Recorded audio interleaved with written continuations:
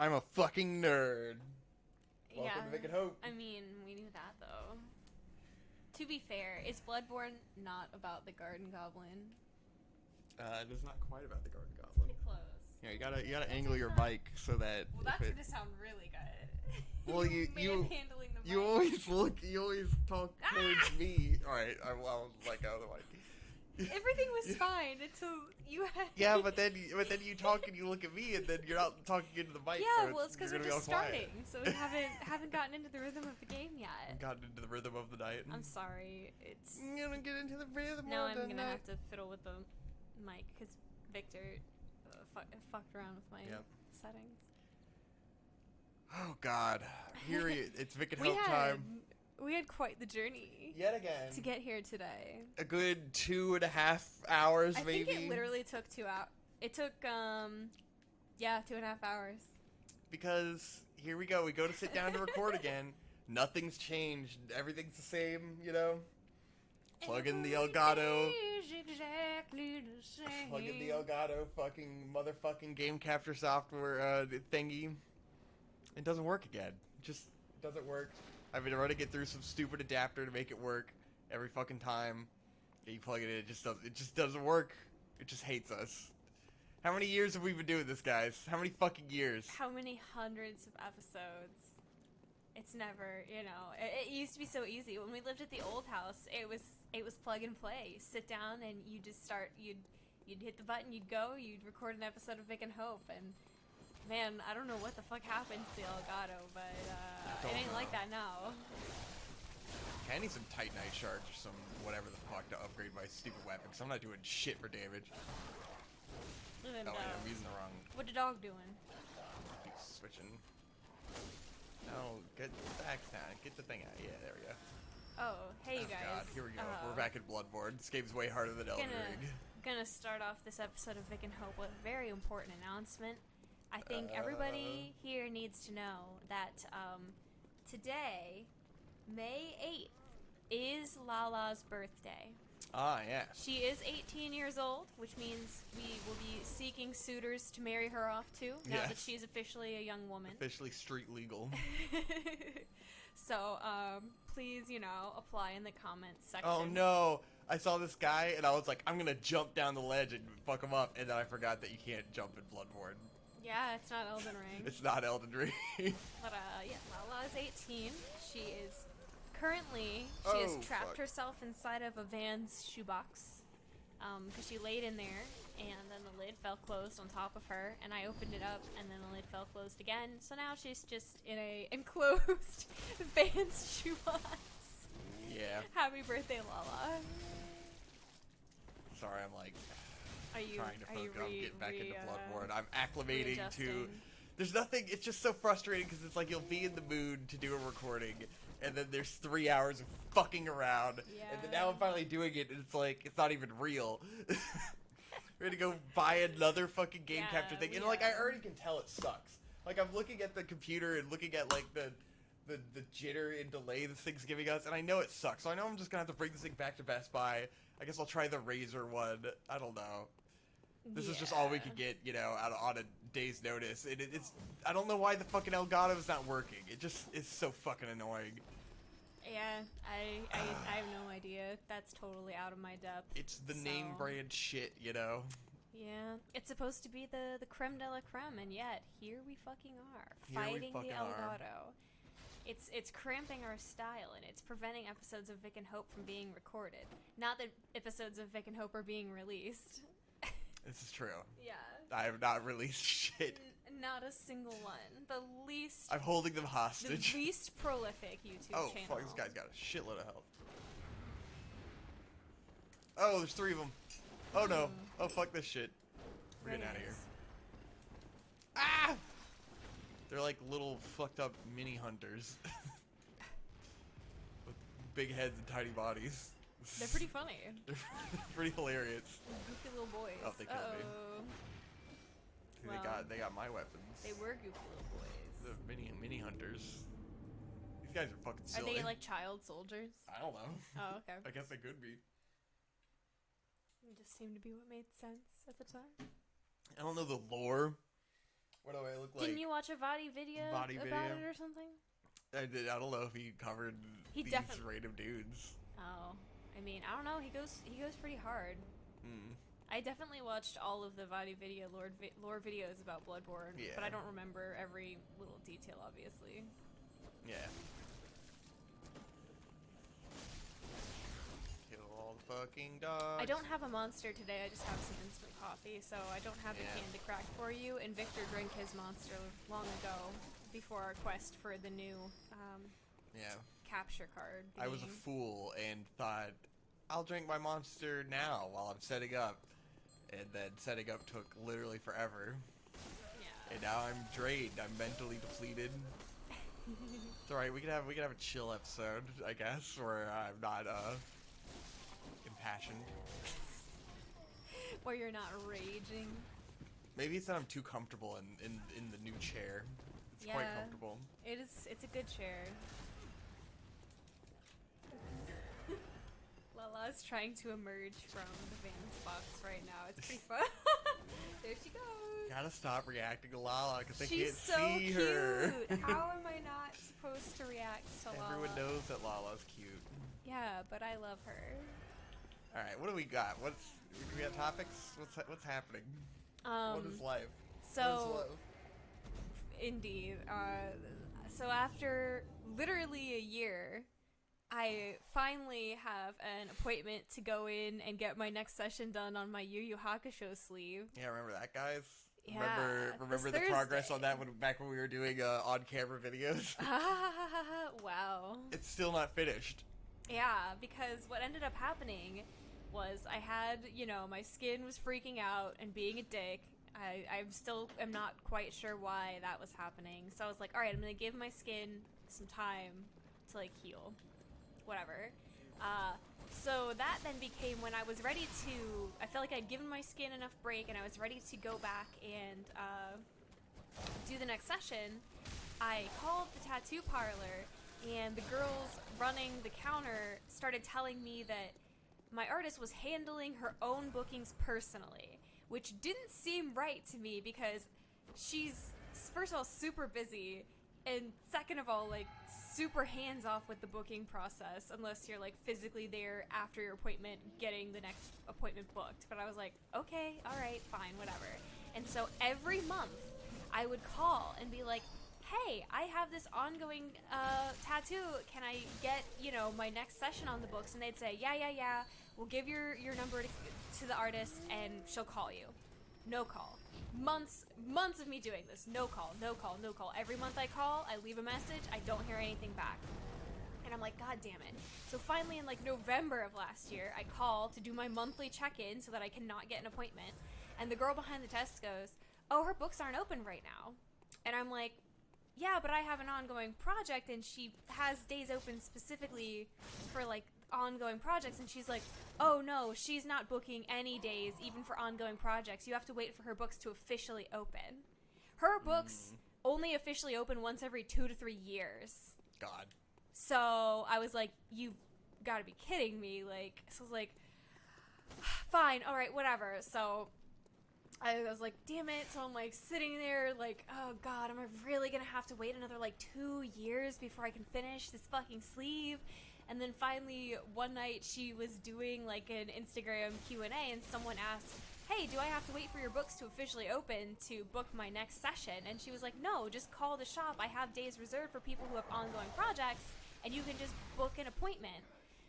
And I'm like, that's what I've been doing for 9 months. I have been doing this for 9 months, and every month I call, and every month the girl behind the counter, first of all, acts like I'm a fucking annoyance and she doesn't want to be talking to me, and second of all, tells me I can't have an appointment or I have to wait for Kim to call me. And I'm like, ah! So finally I'm like, you know what?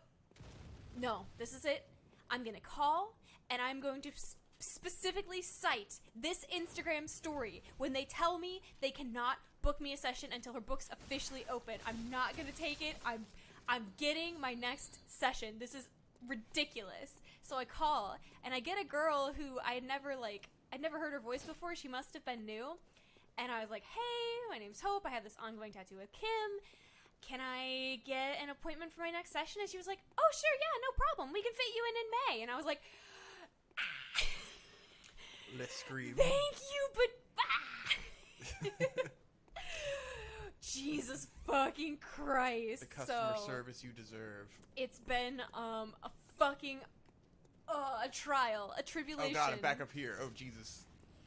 It's been a year since I've had any work done on this Yu Yu Hakusho sleeve, and I want it done. I want it done so I can move on to other big projects. Because I've just been doing little stuff between then. Because I didn't want to completely book up my month.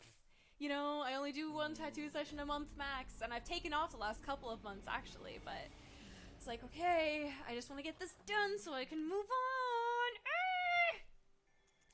Annoying. So, needless to say, when I go in on Thursday for, we're finally going to get color on Botan, and then my last session will be, the background of the sleeve, but needless to say, when I go in on Thursday, I will be booking my final session before I leave the parlor. I'm not going to fuck around again and find out. Do not fuck around and find out. Oh my god, bless you, whoever that very nice young lady who answered the phone for me in March was. You are an angel, and I love you. Why don't you marry her? Maybe I will. Oh no! That backfired on me. Oops, didn't think I'd take you up on that offer, did you? Speaking of, that's the perfect transition into my my conspiracy social theory that I've had for a long time that I feel is becoming closer and closer to what reality will look like in the future.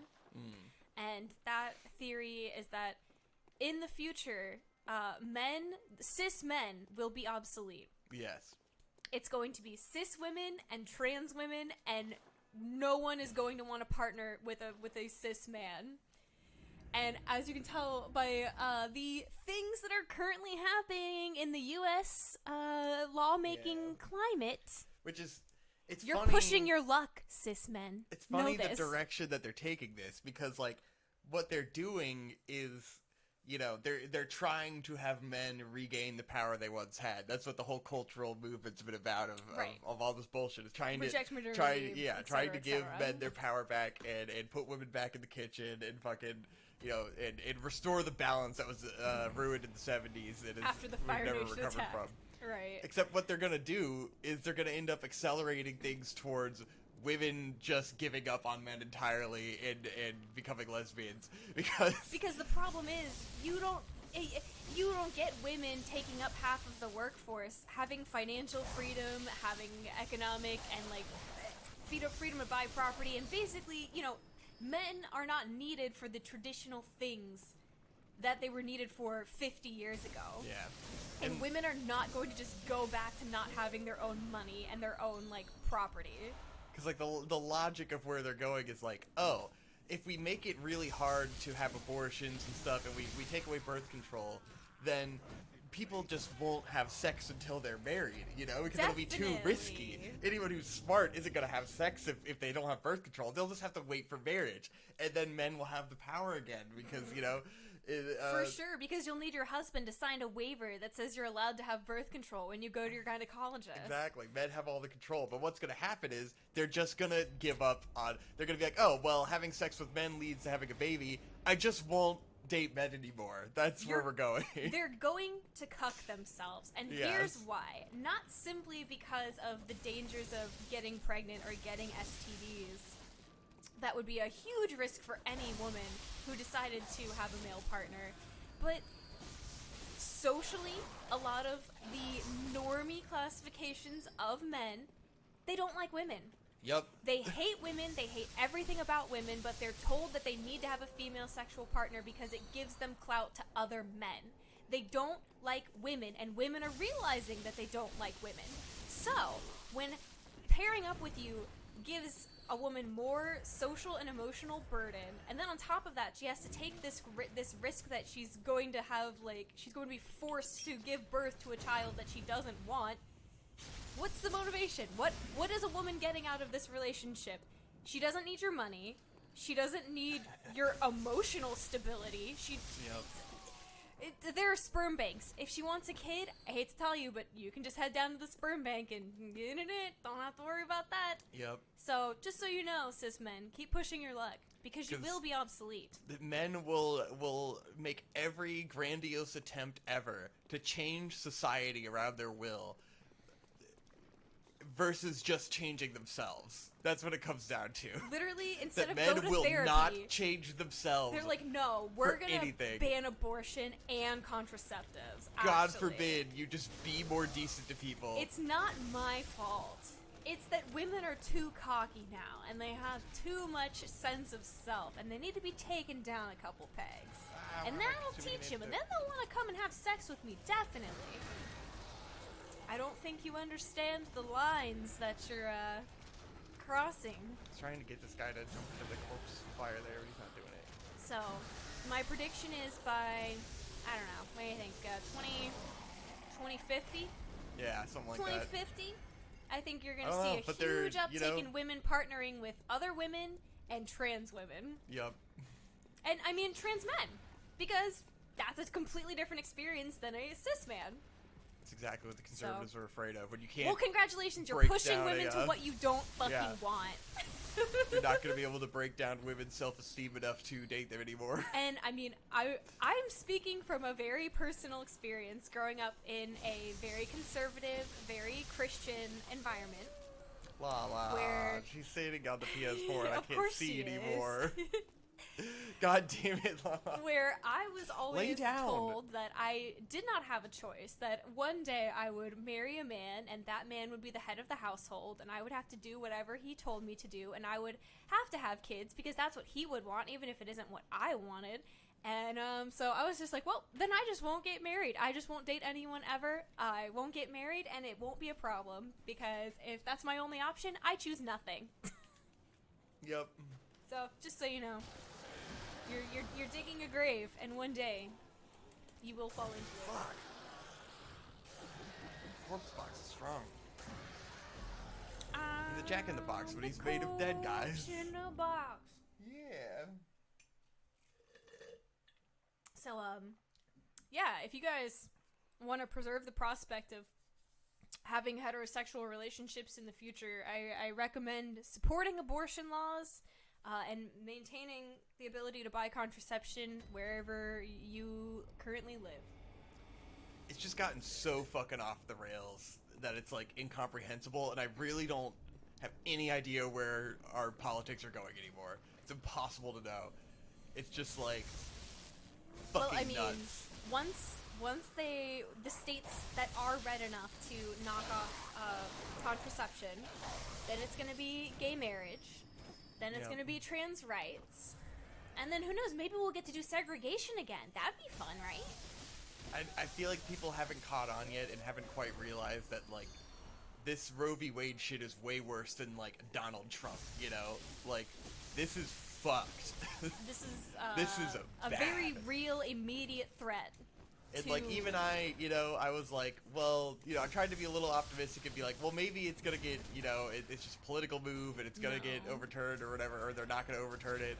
And then as soon as every fucking state started doing psycho shit, like trying to fucking criminalize IUDs, it's just like, whoa, okay, they're dead fucking serious. Yeah. This is getting bonkers. This is not a joke. This is going fucking bananas. This is on. real.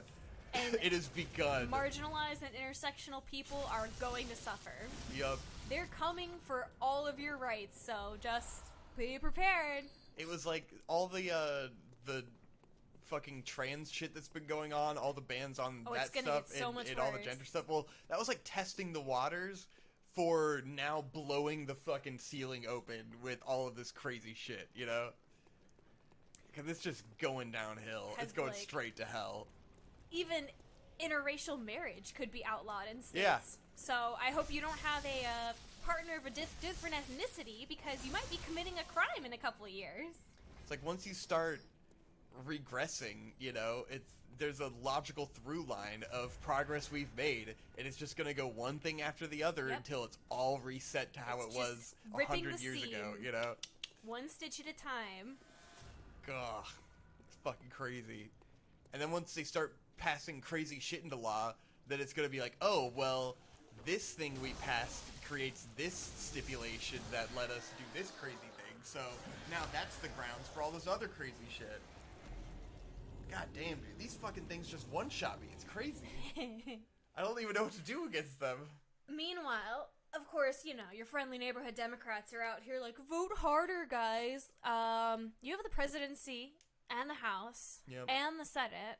I'm not really sure how much harder anyone could have voted, and pretty sure Biden ran on codifying Roe versus Wade, and here we are 2 years into the presidency with him having not done that, not forgiven student loans, really not done anything he said he would do, which, wow, yeah, politician not following through on the shit they say. Shocking, but, you know.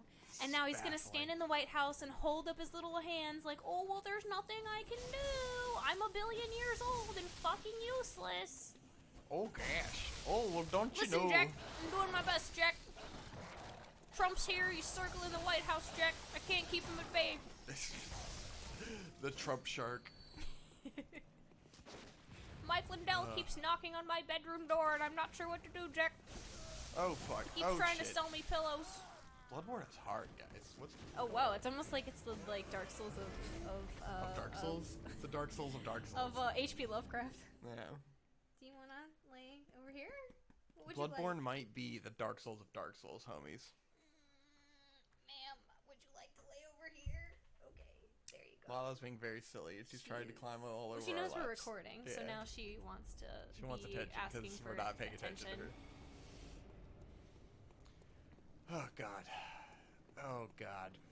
But yeah, and so, you know, as always, just reiterating, banning abortion doesn't mean women aren't going to stop getting abortions. They're just going to get unsafe abortions and die or be horribly maimed from them. So, enjoy that. That's the consequence of this particular action. As has been proven in countries where abortion isn't legal. Doesn't mean there's no abortions, just means they're not as safe. Absolutely bizarre. Unprecedented times. But I do love this cat. Yeah, Lala's a good cat.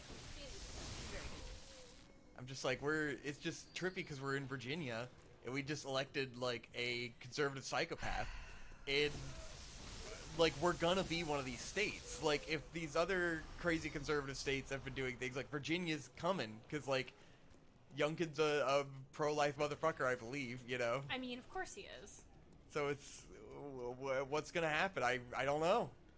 Anything could happen at this point. We could end up having to move just on principle, you know? I mean, I think our house is still democratically controlled, so he wouldn't have, like, a total...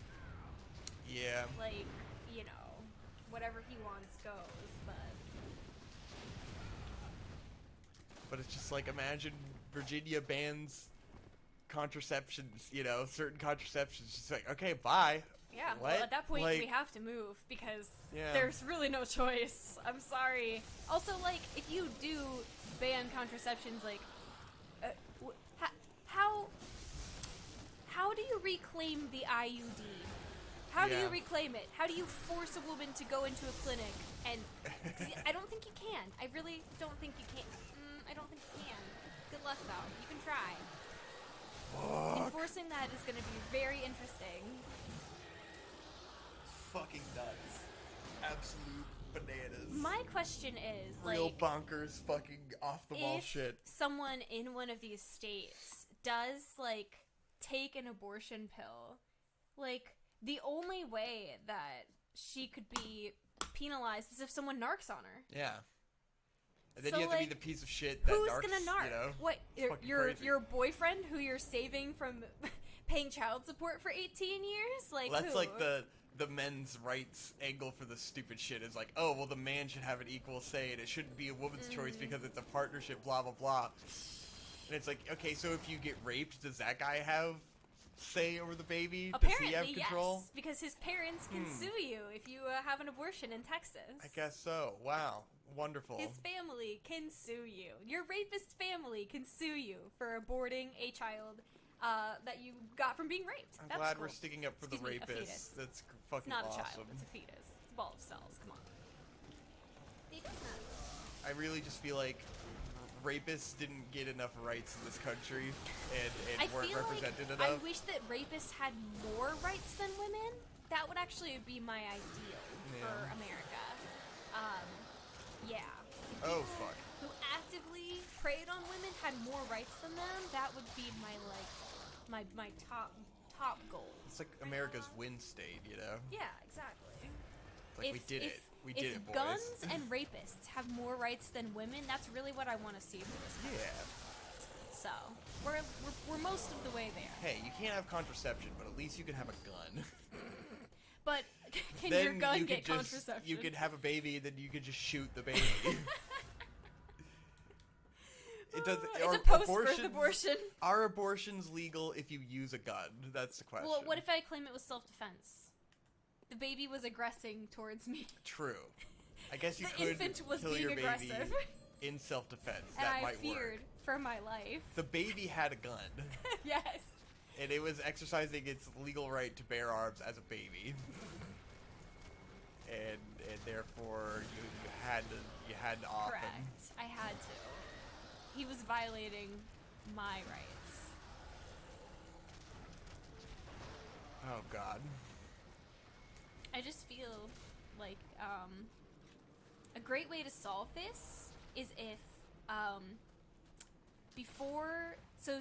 we set up a system where you're evaluated if you're like mentally and like physically mature enough to handle having a baby, right?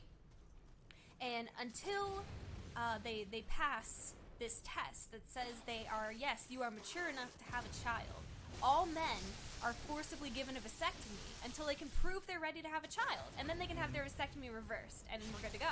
Yeah. So that seems fair, right? You could fuck up your pull-out game all you want. Exactly. Then you don't even have to worry about it. It's no muss, no fuss. Yeah, I do feel like this could be a golden time to accelerate male birth control access, you know? Yeah, but men don't want to have to do anything. Literally, I mean, no effort.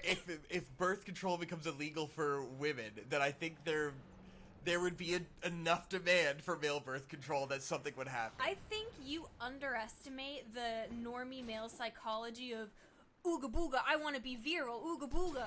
I think there's enough like libtard male market. I mean, you know? yeah, I'm talking about like the hyper masculine. I know, but normie boys. They don't even. They're the ones with their fucking pull-out bullshit anyways. I'm just talking about, like, there will be enough demand for reasonable men to start seeking male birth control because their fucking girlfriends can't get it and they, you know, maybe they're polyamorous and they're not fucking married and they want to be able to have sex with people, you know? Here she comes. She's going to your lap. She's going in my lap. Not to mention, this doesn't even touch on the way this would affect people who are in non-productive sexual relationships. Yeah. Preventing STDs, never heard of her. Yeah. Condoms, don't need them. Who cares? Everybody gets herpes. It's gonna be a blast. We're gonna have so much fun, guys. I mean, if We're everyone all has share. herpes, then herpes is destigmatized. Communal herpes, let's know? fucking go. The only problem with herpes is that everyone doesn't have it. If everyone Correct. had it, it wouldn't be a big deal. Yes, if everyone had herpes, then more women could get cervical cancer and die. And the goal here is to kill more women, so we would be accomplishing the goal. Yeah. Women suck. So, I think this actually ends up benefiting everybody. Men's rights at the expense of women's rights. Correct. That's what the slogan's always been. That's the goal, exactly. Well, would men have more rights already? Well, they need more rights. Yes. Double the rights, please. Literally all of the rights, all 25% the time. more rights. It's men's right to restrict women's rights. Yes. Very based. Men's rights to suppress anyone who is not men's. Inspect that. Ooh. I mean, it is true that men's rights are based and women's rights are cringe. It's true. That's The fall of Western civilization started when women were gifted with the logical thought. Yes. The ability to reason was what destroyed modern society when it was given to women back in 1970. all Amy Schumer's fault for talking about her vagina, and then the conservatives were like, ugh, ew, how do we ban vaginas? Ugh, gross. Fellas, is it gay to not hate women? Yes. Exactly. It That's is what gay I thought. to not hate women. Were you thinking about how sometimes women are cool, actually? Well, that's because you're fucking gay. Yeah. So remember that the next time you have a positive thought about a woman. Don't be a Cuomo-sexual. Jesus. What's he been up to? loser. He sexually assaulted people, too. I think he's just, he's probably off being rich somewhere, like making backroom deals with people that don't want to publicly associate but will privately associate. Yeah, that seems fair. I like that his tail is a the path leg. of every man. Yeah, he does have a leg tail. It's pretty hilarious. It's fucking corpse monsters. I like this guy. Yeah, they're cool. This guy's pretty rad. So, there's my feminist progressive rant for the day. I hope you enjoyed. I've been stewing on this since I heard about the league decision, so, yeah.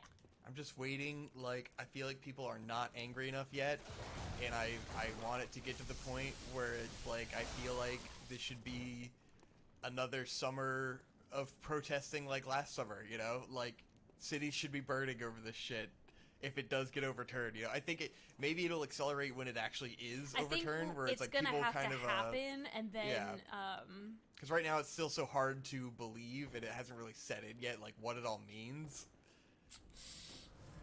And then it's also just we're at this point where what can protesting even do? It can't do anything. So because a bunch of unelected officials are making decisions that permanently affect the lives of everyone who lives in this country, whether you're a female or not, whether you have a uterus or not. This is a decision that ultimately can affect your life.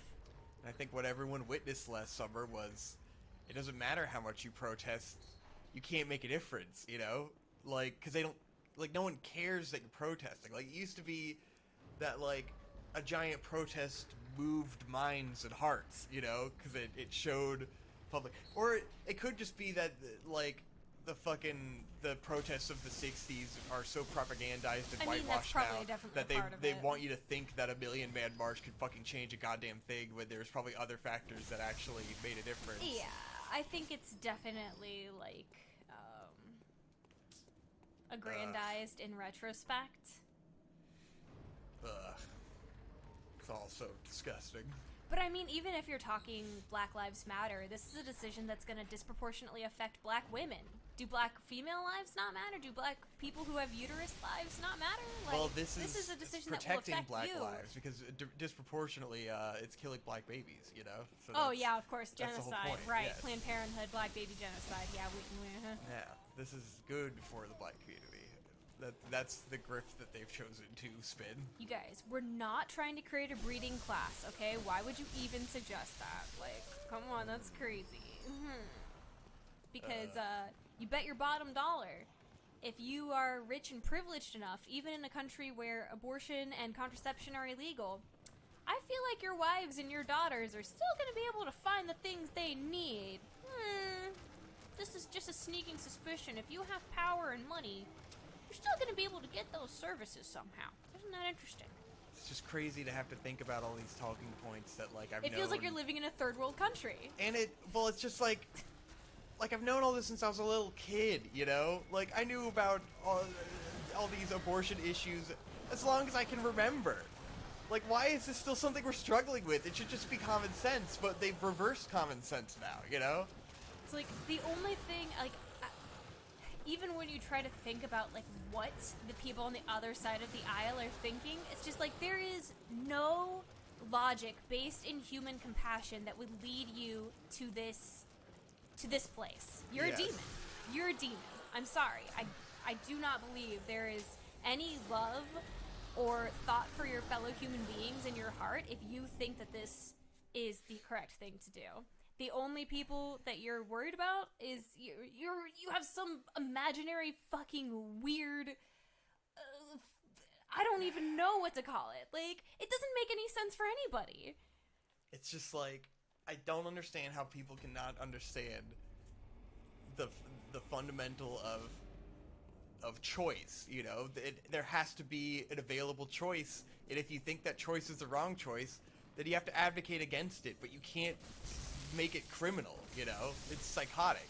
Well, I'm small government until it comes time for that government to block your choices, and then I'm big government, actually. Yeah. The government should be telling you what to do with your body, It's about actually. going small government by putting it in the hands of the state. But then if they could do it federally, they're going to do it, you know? They're going to push for it federally, too. Bitch McConnell has already said that. Yeah. He already said that he's going to make efforts for a national abortion ban. God. He said it's a possibility, meaning he will back it if it comes to light that they could.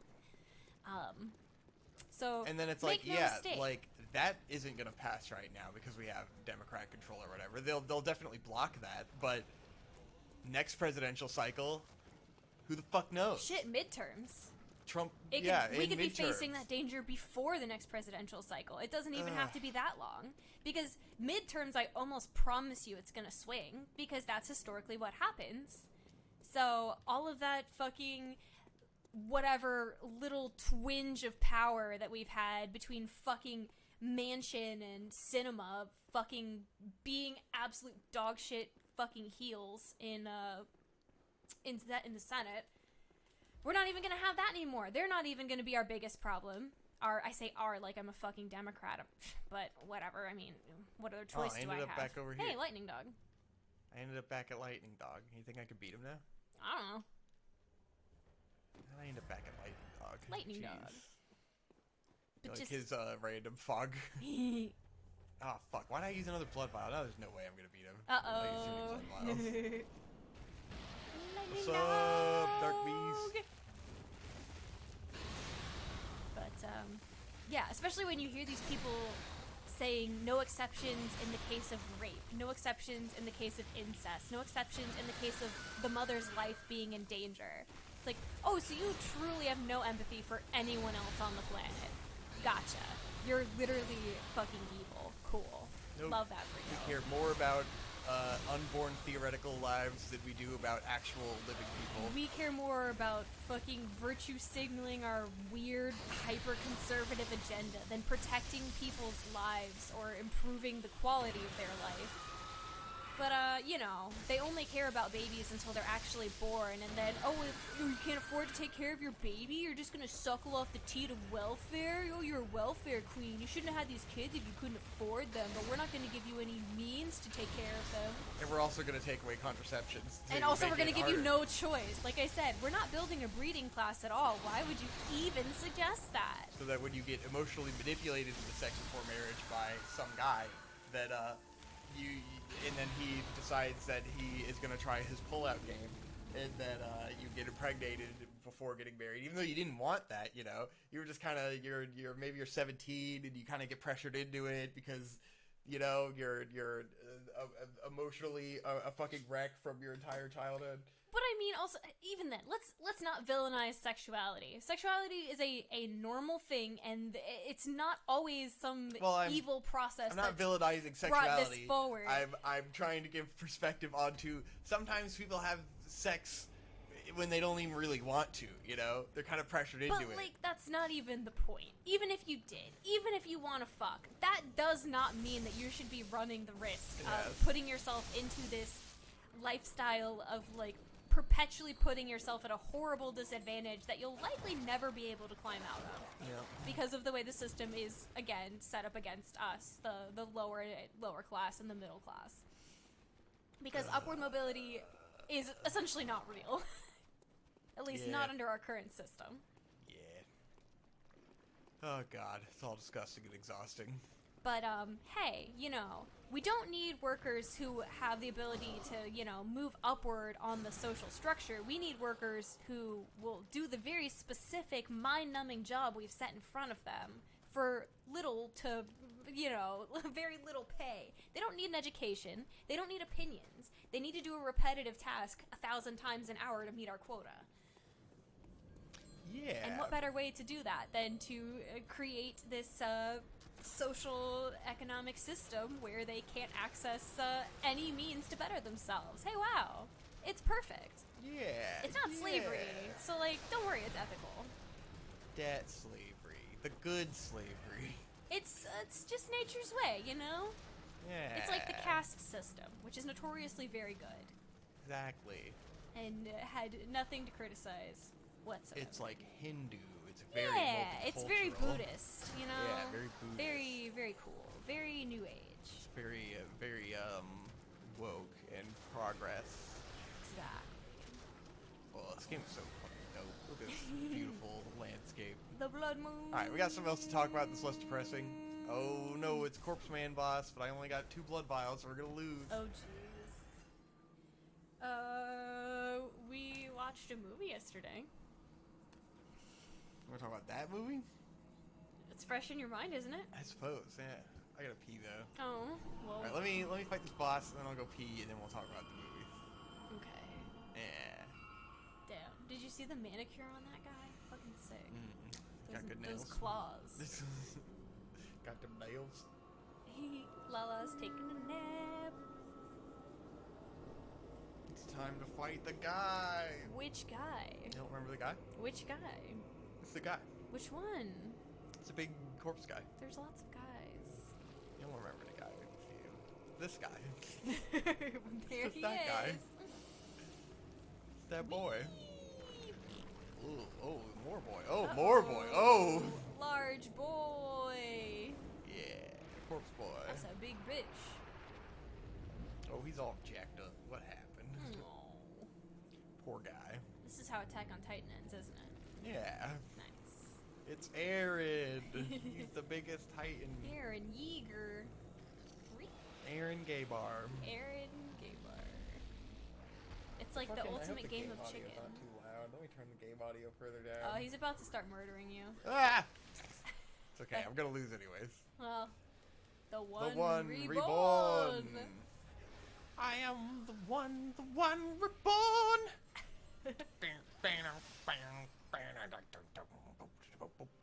Oh, taking stairs. I'm the one reborn. Been a while since we've had a musical episode of Big and Hope. I died. Okay, here. Hope plays, and I go pee. You can play Bloodborne. You got this. You got this. What? Do it. Play Bloodborne. I don't know how to do any of this. Lala, you can't have Victor's seat. You can't. You just can't have it. I'm sorry, ma'am. You can't. Because when he comes back, then he's gonna have to move you, and it's gonna be a whole thing. It's gonna be a whole ordeal. Oh, okay. Oh, oops, I think I just used something. How the fuck? Oops, I used a blood vial. Okay. That's the gun. Alright. And that changes the mode of my weapon. Okay. This is the first time I've ever played a Souls game. So, you're witnessing a first. I have no idea what's going on. Oh, this isn't so bad. I can do this.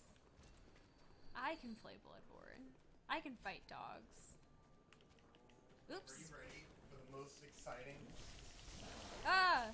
Victor, help! Oh God! Oh no! The dogs murdered me! Are you ready for the most exciting okay. part of the Bloodborne Let's Play? The one where I learned how to play Bloodborne? No. It's the part where I go and I farm blood vials. Oh, again! Yay! We're out of blood vials. I accidentally used another one when I was figuring out the controls. Maybe I can just, because these guys drop more souls when they die, I can like kill some enemies and go buy them. Let's try that. Okay. I did kill one enemy. Oh, cool. So, I'm pretty much an expert at Bloodborne You are pretty good at Bloodborne now. I killed Did you that kill guy. Nice. Yeah. I'm glad you were paying attention, did you? Fuck! Shit! Fuck! Ass! No! Shit! Fuck! And then Victor gets mauled by the dog. The dog with the blog. Bloodborne's just like, this is like a lo-fi and chill kind of Let's Play, where it's just like nothing happens. It lasts forever. It also never actually gets published on YouTube.com. Yeah, that's true. It never comes out. So this is like, what, the 4th or 5th yes. Bloodborne in Reserve? Yes. 4th. It ages like fine wine as well. Yeah. So, you know, God, I hate by the myself. time this comes out, Roe v. Wade will have been overturned already. Yeah. And people will be like, "Oh Jesus, don't you know they're burning down targets in every state?" Age is like fine wine as always. Mm-hmm. But geez, this was made back when America was still a country. Before it became a third world shithole. Yeah, before the anarchists took control. Oh man.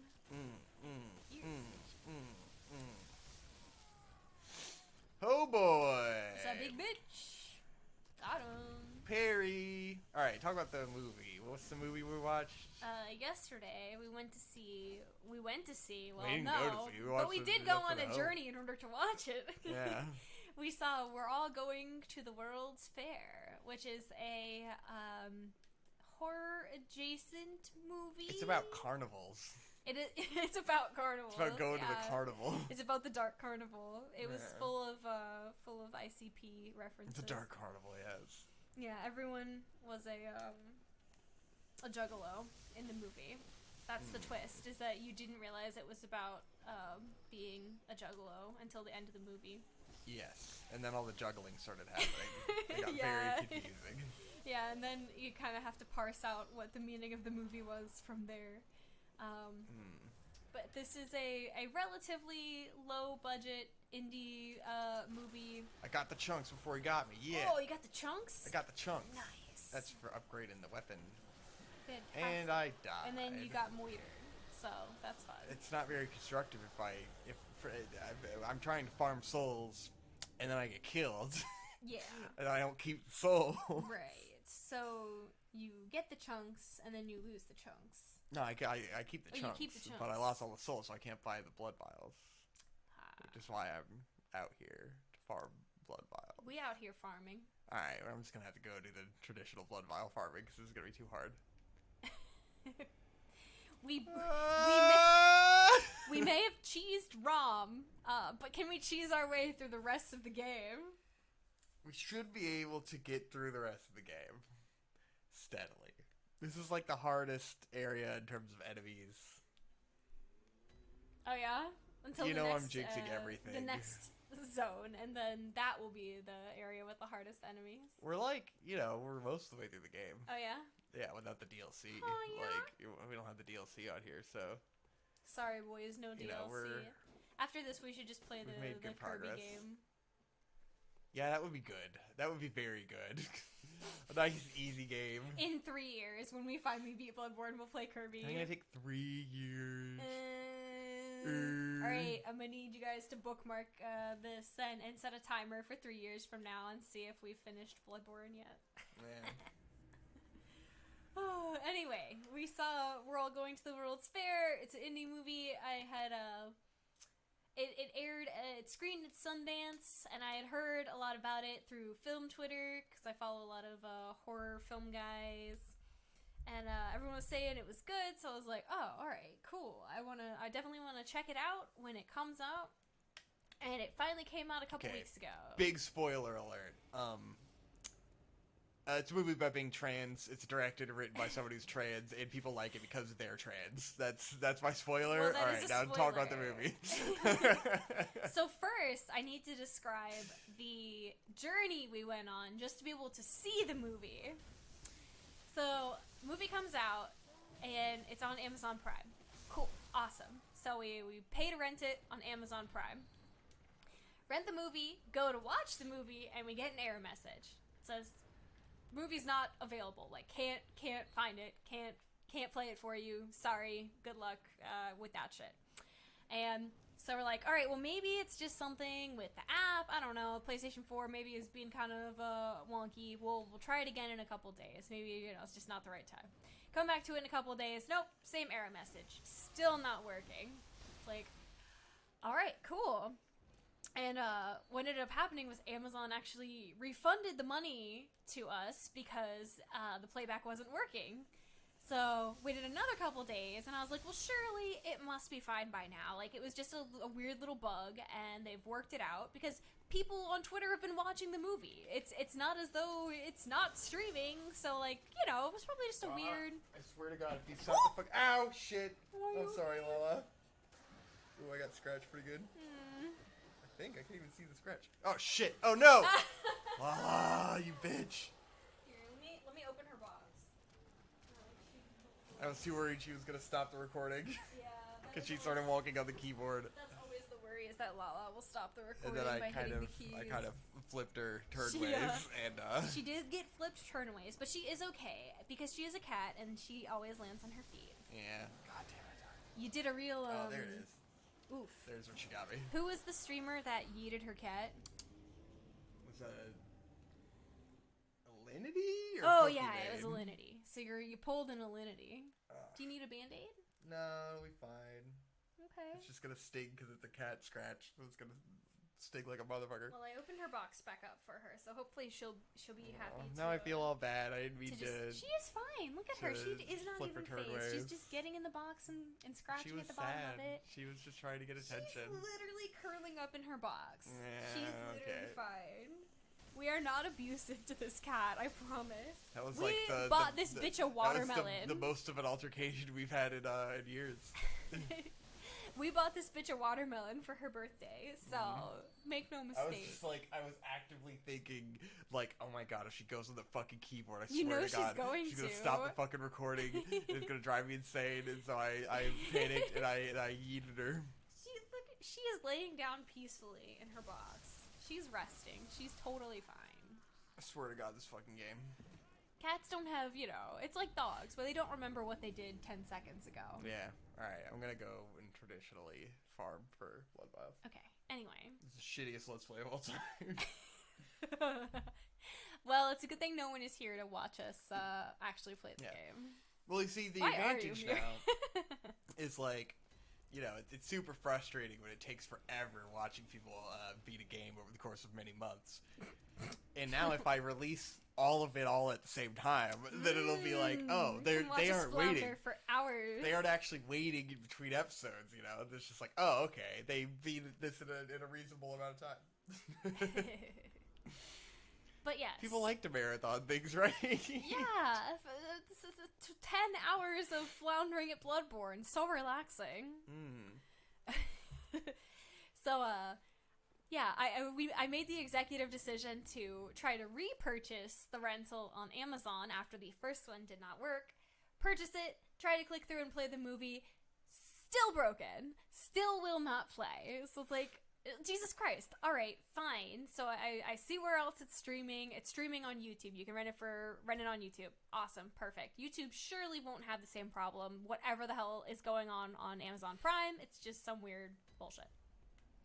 Go over to YouTube, find it there, which was a whole other song and dance that we had to do, because when you search it up, of course, all you get is the trailer and not the link to, like, actually rent the fucking movie. But we did find it, and we rent the movie. We go to play the movie from the PS4. Error message. It will not play. And at this point, it's like, what? Is it cursed? Are we not meant to watch this film? Is this, like, the universe telling us that we shouldn't watch this? What the fuck is going on? So what we ended up doing was I pulled it up on my iPhone, and then we set up the Chromecast, and we cast from my phone to the Chromecast to watch it on the TV, and then it finally worked. So, like, 2 months after I had intended to watch this movie, we finally got to watch this movie. 2 months after you intended to watch it? Did I say 2 months? I meant 2 weeks. 2 weeks. I'm like, 2 months? That's an exaggeration. Two units of time. Yes. Whatever your preferred unit is, that many, 2 of those. Units. 2 units of time have passed. G-unit. So we finally got to watch the movie. Basically, the premise of the film is that there's a young girl, and she finds a online spooky challenge called the World's Fair, in the vein of, like, any creepypasta, you know, like the Midnight Man or any of those kind of goofy things that you run into when you're 11 years old and you think they're really cool. And so she decides she's gonna perform the ritual for the World's Fair, and apparently this ritual, like, changes people. They don't get too far into specifics on how it changes you or what the end goal of the ritual is. I assume that's meant to be part of the appeal. And it's, I mean, I can get into it, but she performs the ritual, and of course, changes ensue from that point in time. Yes. So are you gonna describe the rest of what happens, or just that? I don't know if people want to see it. Don't we describe the plot of all these movies? Like, they can see it if they want to see it, you know? Well, I think the problem with this movie is that, like, not much really happens. Yes. Pretty much nothing happens. Not much really happens in this movie. At the start of the movie, she does perform the ritual. And then it's a very slow build to, like, just very gradual changes in the main character. Yeah. I mean, it's obvious from the start that, like, she doesn't have a great relationship with her dad. She feels very isolated. It seems like she really doesn't have many friends, and it seems like horror movies are like her way of coping with her isolation, coping with her home life, her inability to, like, socialize, because she seems very, like, socially unable to express herself, which, like, from a character standpoint, this is something I should be able to relate to. Like, I think I should be able to relate to this much more than I did. As someone who grew up using horror movies as a coping mechanism for the fact that I didn't feel very connected to most of the people around me, and I didn't feel like most people understood me very well. I think the disconnect for you with this movie would be that I don't think you experienced the level of dysmorphia that I think is the point of this movie. And definitely not. It's mostly commenting on both dysmorphia and dissociative identity, and that's kind of where it's taken most of its cues.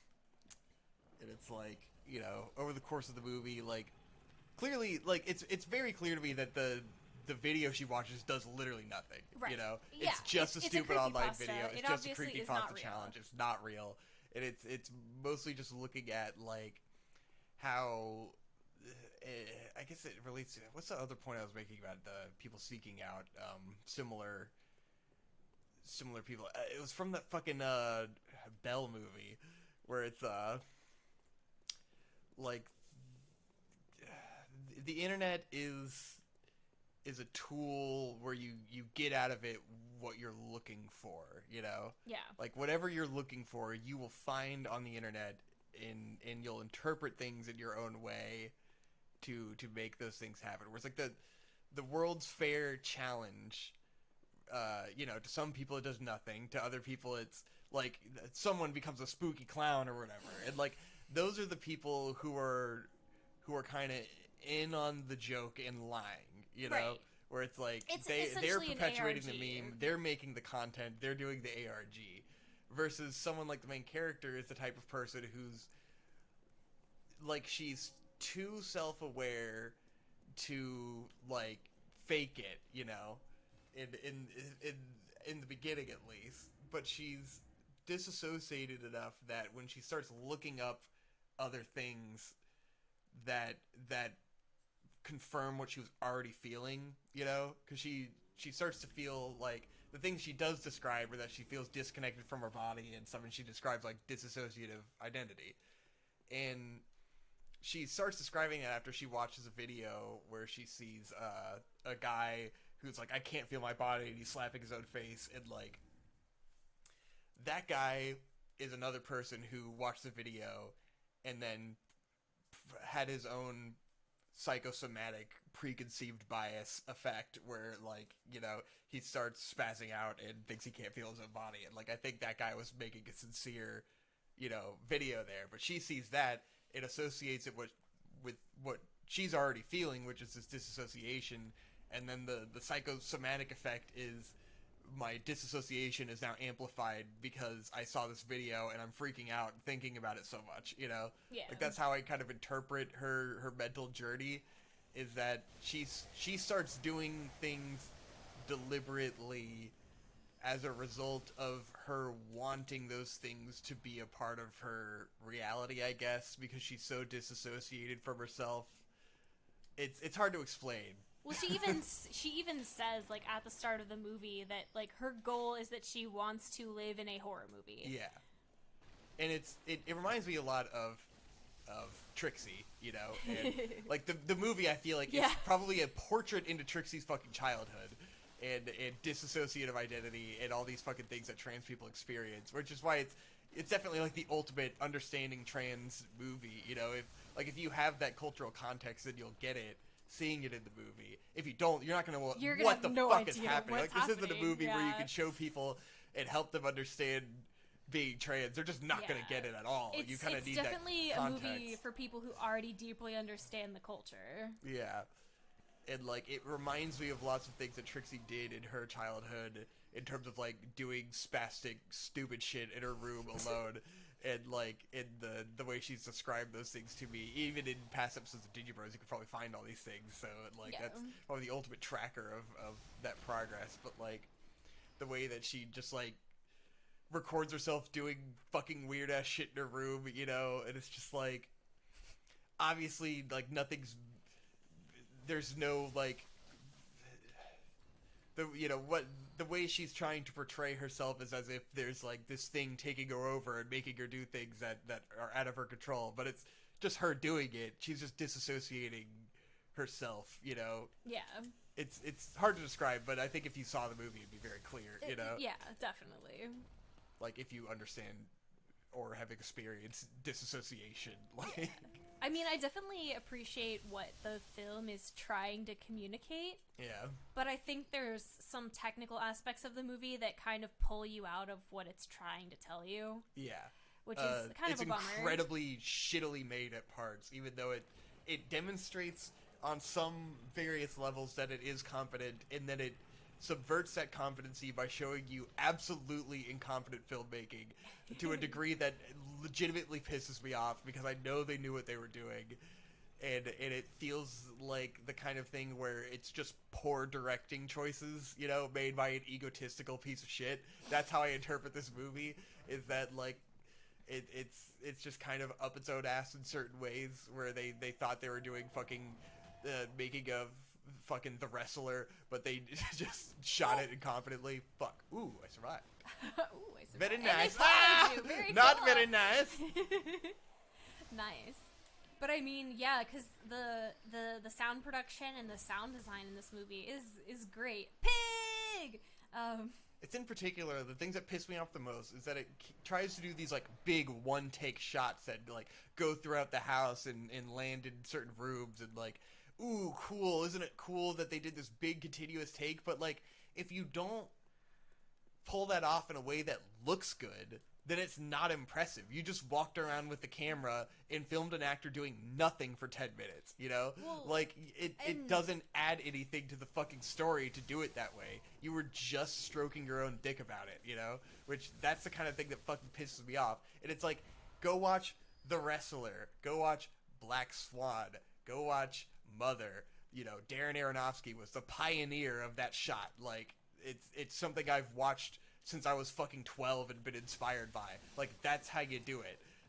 This is a bastardization of that concept done completely incompetently with reckless abandon, to the point where it's like you don't even understand the very idea of the cinematography to shoot it in the way that you did. That completely takes you out of the story. It makes you completely fixated on how incredibly terrible the camera work is and how much it looks like ass. Yeah, I mean, it's like you've said, like, the cinematography shouldn't become a character in the story. It should add to your story, but it shouldn't be something you're, like, actively thinking about unless you're really analyzing a movie. Yes. And the problem is with this, especially in those long scenes where you become acutely aware that someone is hand-holding the camera, because the nature of the camera movement changes so much that it feels like the camera is now like a voyeur in the situation. Like, you are the camera, where up until now they've always framed it as like you're watching the character either from a static angle or from like her MacBook as she's filming, or from some sort of diegetic camera within the plot. So when you rip us out of that and you put us in a handheld camera, it now feels like, okay, well now I'm like a weird voyeur watching this girl walk around a barn at night and like fall asleep to ASMR videos, and it makes you feel like creepy, and not in like a way that I think kind of contributes to the story. It's just kind of like, cinematography has to be used with purpose and intention, and you have to have an understanding of why you're doing it a certain way. And when you create something like this, is not, it's half found footage-ish and half narrative camera work. And the shots in question are part of the narrative camera work. And so when you're switching between found footage and normal narrative, there has to be a clear distinction of what's found footage and what isn't. And these shots are not. They're clearly not, in terms of, like, there's no one holding the camera in the shot. So you shouldn't have it in this style that is a handheld, like, it feels like you're watching the Blair Witch Project all of a sudden because of the crappy handheld camera work, which you usually associate with, oh, this is supposed to be a character that, like, is diegetically holding the camera, present in the scene, and they don't know what they're doing, and they're just kind of hand-holding it. Like, that's the impression it gives off, but that's not what is happening. That's not what the shot is meant to convey. So it just becomes fucking weird and confusing and annoying and infuriating because you're so distracted by how shitty it looks. I think it's also annoying because, like, you're supposed to feel, like, you're always supposed to feel the isolation of the main character, and when you have the camera acting as another person, it no longer feels like she's alone. Yeah. It's very fucking weird. And it just pisses me off endlessly. And so that really soured my taste for the movie, even though, like, there's a lot of things that I thought it did really well, and I think as an exploration of the trans experience, it's a fantastic movie in that regard, if that's what you're looking for. And, you know, it's certainly an underrepresented story to tell.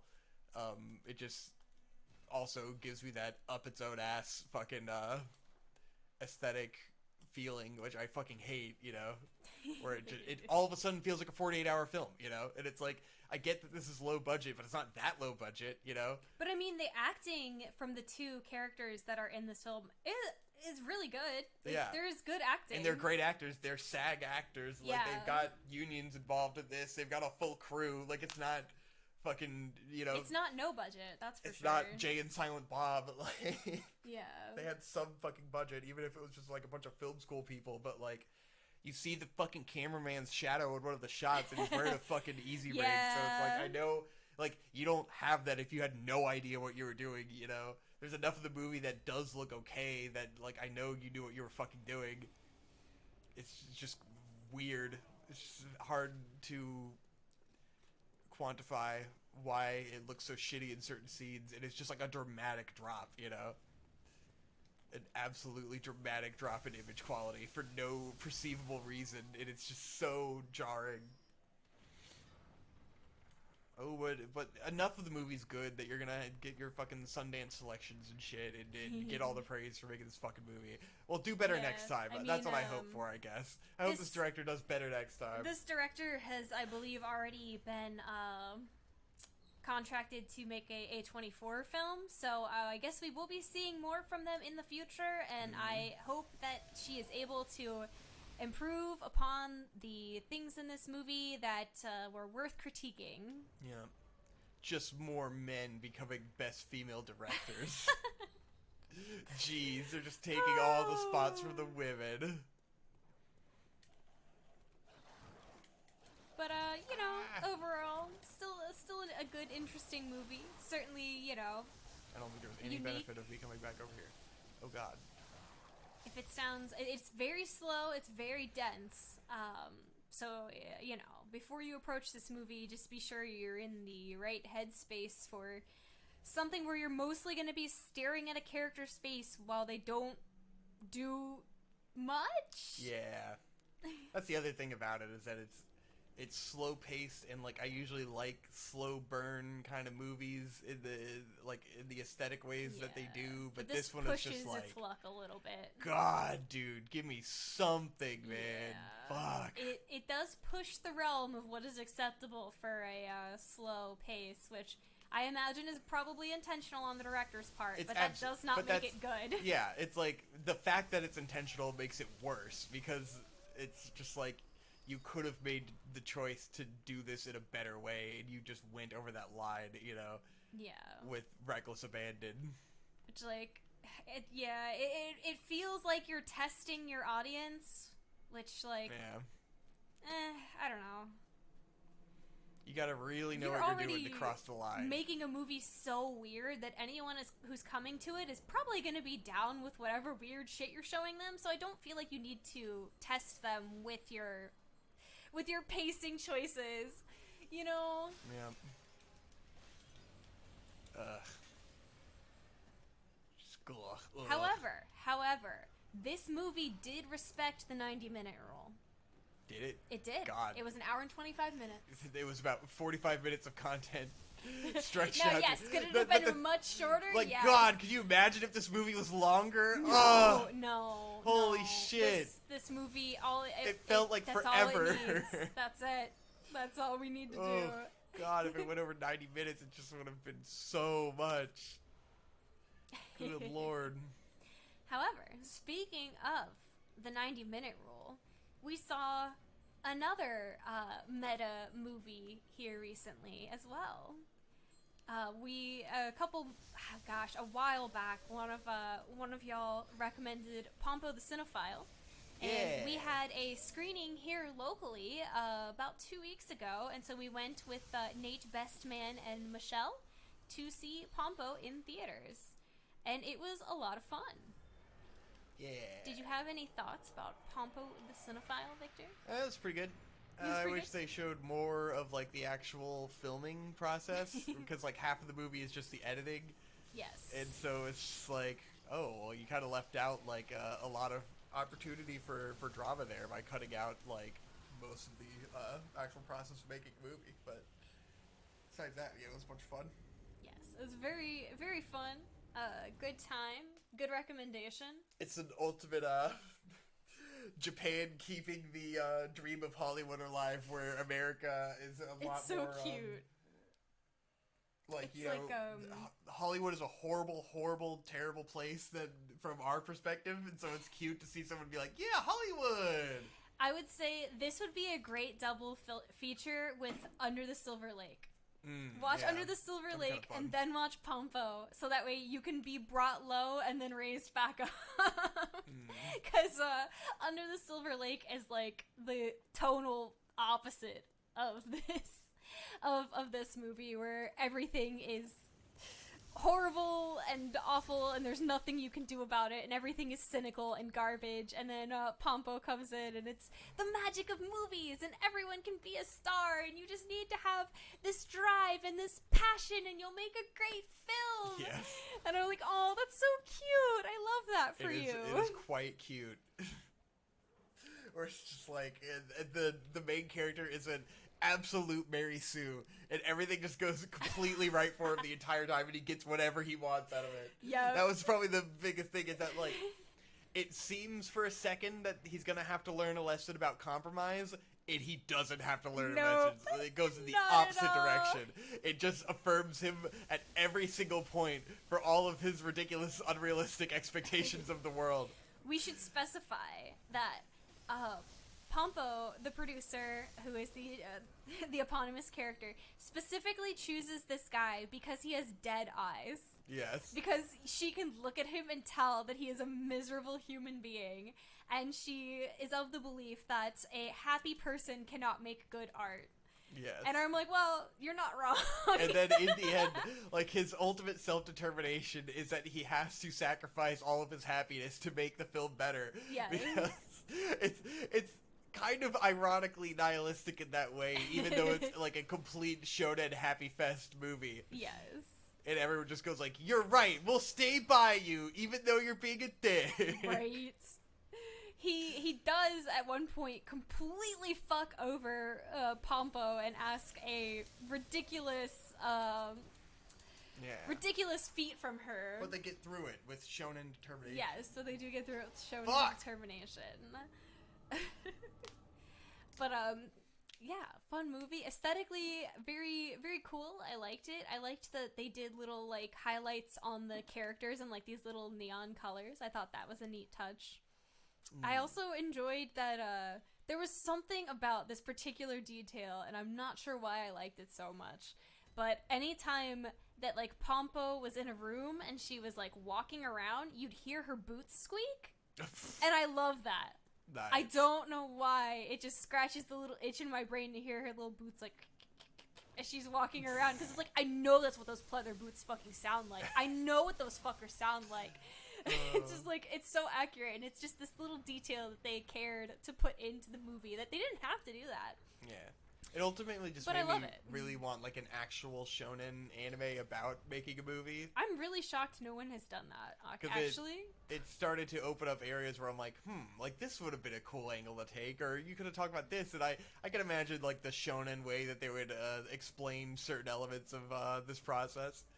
Since they did it so well in the parts that they did cover, but they didn't cover, like, you know, he goes into editing, and he does everything himself, but they don't really address, like, well, they would have had to color grade it, you know, they would have had to do sound mixing and pretty design. Funny, because they make it seem as though, like, the director's vision is the all-encompassing, like, end-all, be-all of the film, and that if anyone else touches the film, if anyone else edits the film, it's not his film anymore. And it's like, what about sound design? What about these special effects? What about the color grading? Like, other people have to touch your film, no matter how much creative control you exert over it initially. Acknowledge that he's like this god that can do all these things himself, you know, and he does pull do them a little off bit well. of CG, so it's like, all right, I guess he has some know-how on that, but that's a lot of things to specialize in on, like, a master level, which would be insane, because he wins an Oscar at the end. He wins an Oscar! The movie wins an Oscar for, like, Best Feature! It wins Best Picture and Best Actor Best and Director. all this shit. It's just like, okay. It's a shonen. It's all like, right. I get it. But also, like, where do you go from there, you know? You've gotten the highest honor. He peaked immediately. So, like, where do you go? It's his debut film. Which was handed to him on a fucking silver platter. But, Pompo does say something which deeply resonates with me, which the basic sentiment is that, if a movie respects its audience, it will not be longer than 90 minutes, unless it has a very good reason to be. And I fucking agree wholeheartedly. If you are making a 3-hour movie, if you're making a 2.5-hour movie, if you're making a 2-hour movie, you better have a real good fucking reason, buddy. You better you stand and deliver, because that is disrespectful.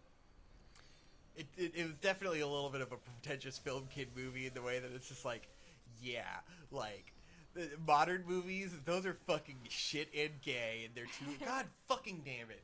They're shit and gay, and they're too goddamn long. Garbage. Good movies are 90 minutes, and they're about an old man talking to a little girl in a farmhouse. That's what real movies are like. This is the good shit. Not these stupid B movies that what's-her-name likes to make.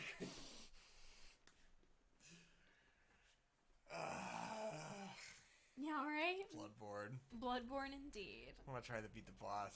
He's dying too fast. I feel like I'm underleveled or something. I'm sorry, bud. And my belly hurts. I'm nauseous. I got a headache.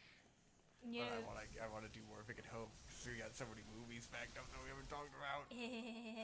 Oh, God. I wish I had snacks. I want a snack. I ain't got nothing for you. I should have got, like, 7 Snickers bars when I had the Snickers bar. It's yummy. It makes me feel good. Snap into a Snickers. That's what they say. Yeah, that is what they say. You know the slogan? Mm-hmm. Snap into a Snickers. Yeah. Yeah. Snap into a Snickers, boys. Snappity, snappity, crackety-lackety, pippity-pop. Since we're Snickers. talking about anime, we watched another anime movie. Yeah? We watched Bubble on Netflix. Oh, yeah. Do you even remember Bubble? That might be, like, the most forgettable movie of the season, you know, of the decade. It's pretty milquetoast. So basically, a bubble is like a dystopian parkour movie. Yeah. And basically, the main boy is fucking Haru from Free. He doesn't talk. He just wants to jump around, and bounce on bubbles and stuff. Yeah. And he just wants to do his own thing. And he ends up encountering a girl who definitely is not Nezuko from Demon Slayer, because she just acts like a cat and makes cat noises and has a goofy ass hairstyle and dresses like a fucking idiot. It's that ultimate my silent waifu who is perfect and has zero personality bullshit. She is the silent manic pixie dream girl, which is how all women should be, silent. It's the manic pixie child. That's what anime has become. Child. The ideal anime waifu has become literally personality-less. They're just a blob. Like the meme of the moe blob has really come into reality, where it's just like literally nothing anymore. It's like she does end up speaking eventually. Yeah. But she doesn't really have much of a personality she talks beyond like an loving infant, Haru. you know? Yeah, her speaking is like, she's learning how to talk. Wow. Name, thing, I am literal infant.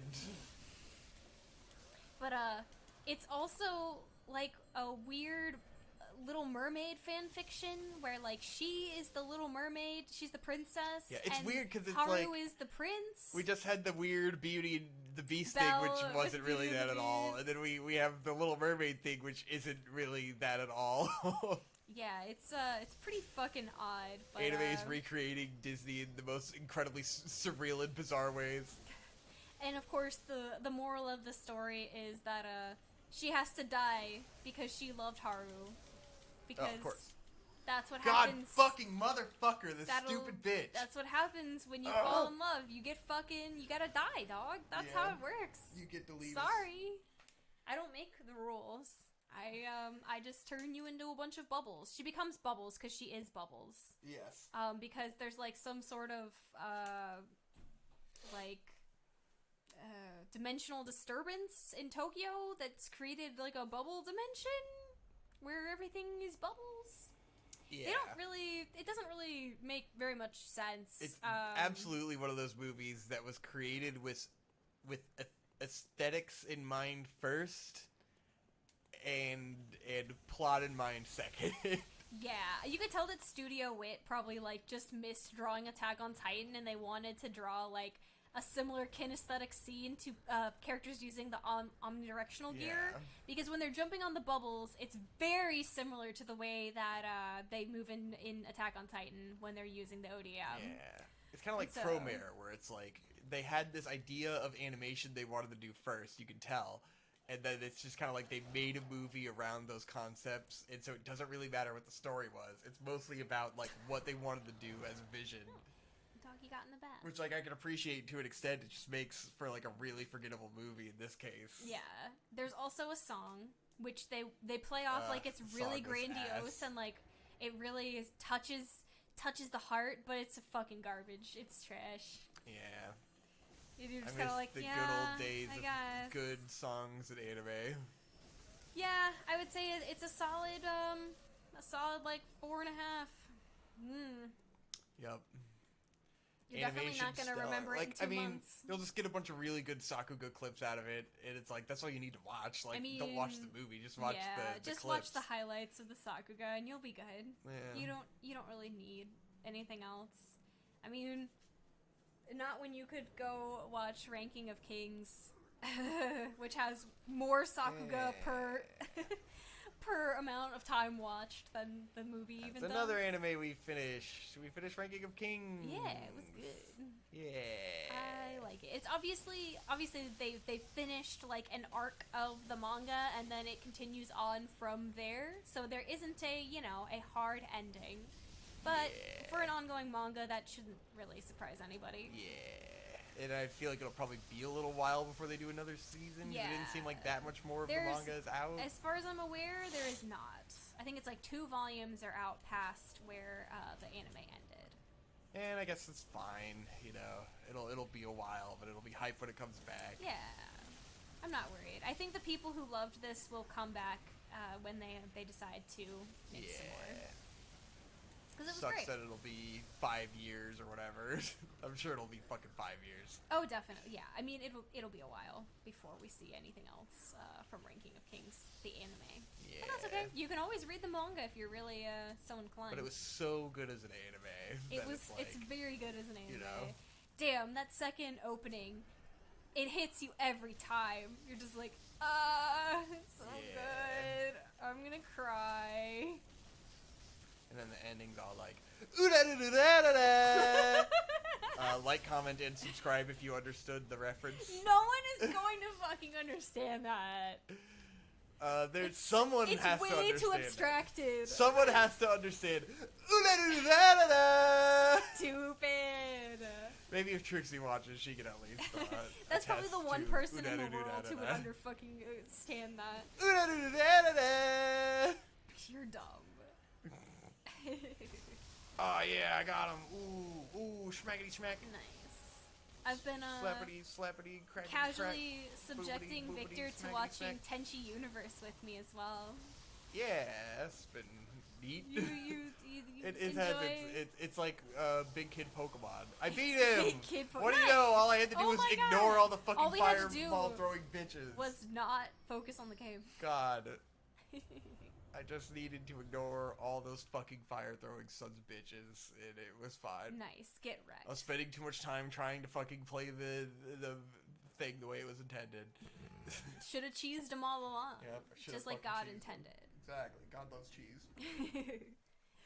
But, yeah, I didn't, for those of you who aren't aware, apparently some kind soul uploaded all of the Tenchi Universe dub sans episode 1 onto YouTube because Funimation fucking has the dub gatekept on their fucking shitty app, even though they're literally like being absorbed into the Crunchyroll conglomerate, but they still have their premium service available on their Garbaggio app.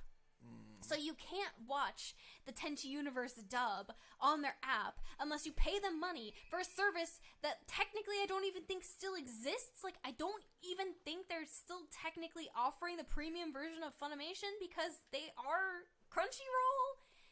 And I don't know. Anyway, but I was like, but I want to watch the dub. Like, I don't want to have to read while watching Tenchi Universe. Yeah, it's gay. And the dub is really great. Like, honestly, it's that classic, it's that perfect fucking, like 90s cheese where you're just like, oh, it's so comfy. I love it. There's nothing. Tenchi's voice actor is so funny. Oh my god, he's fucking hysterical. Hey, I'm Tenchi.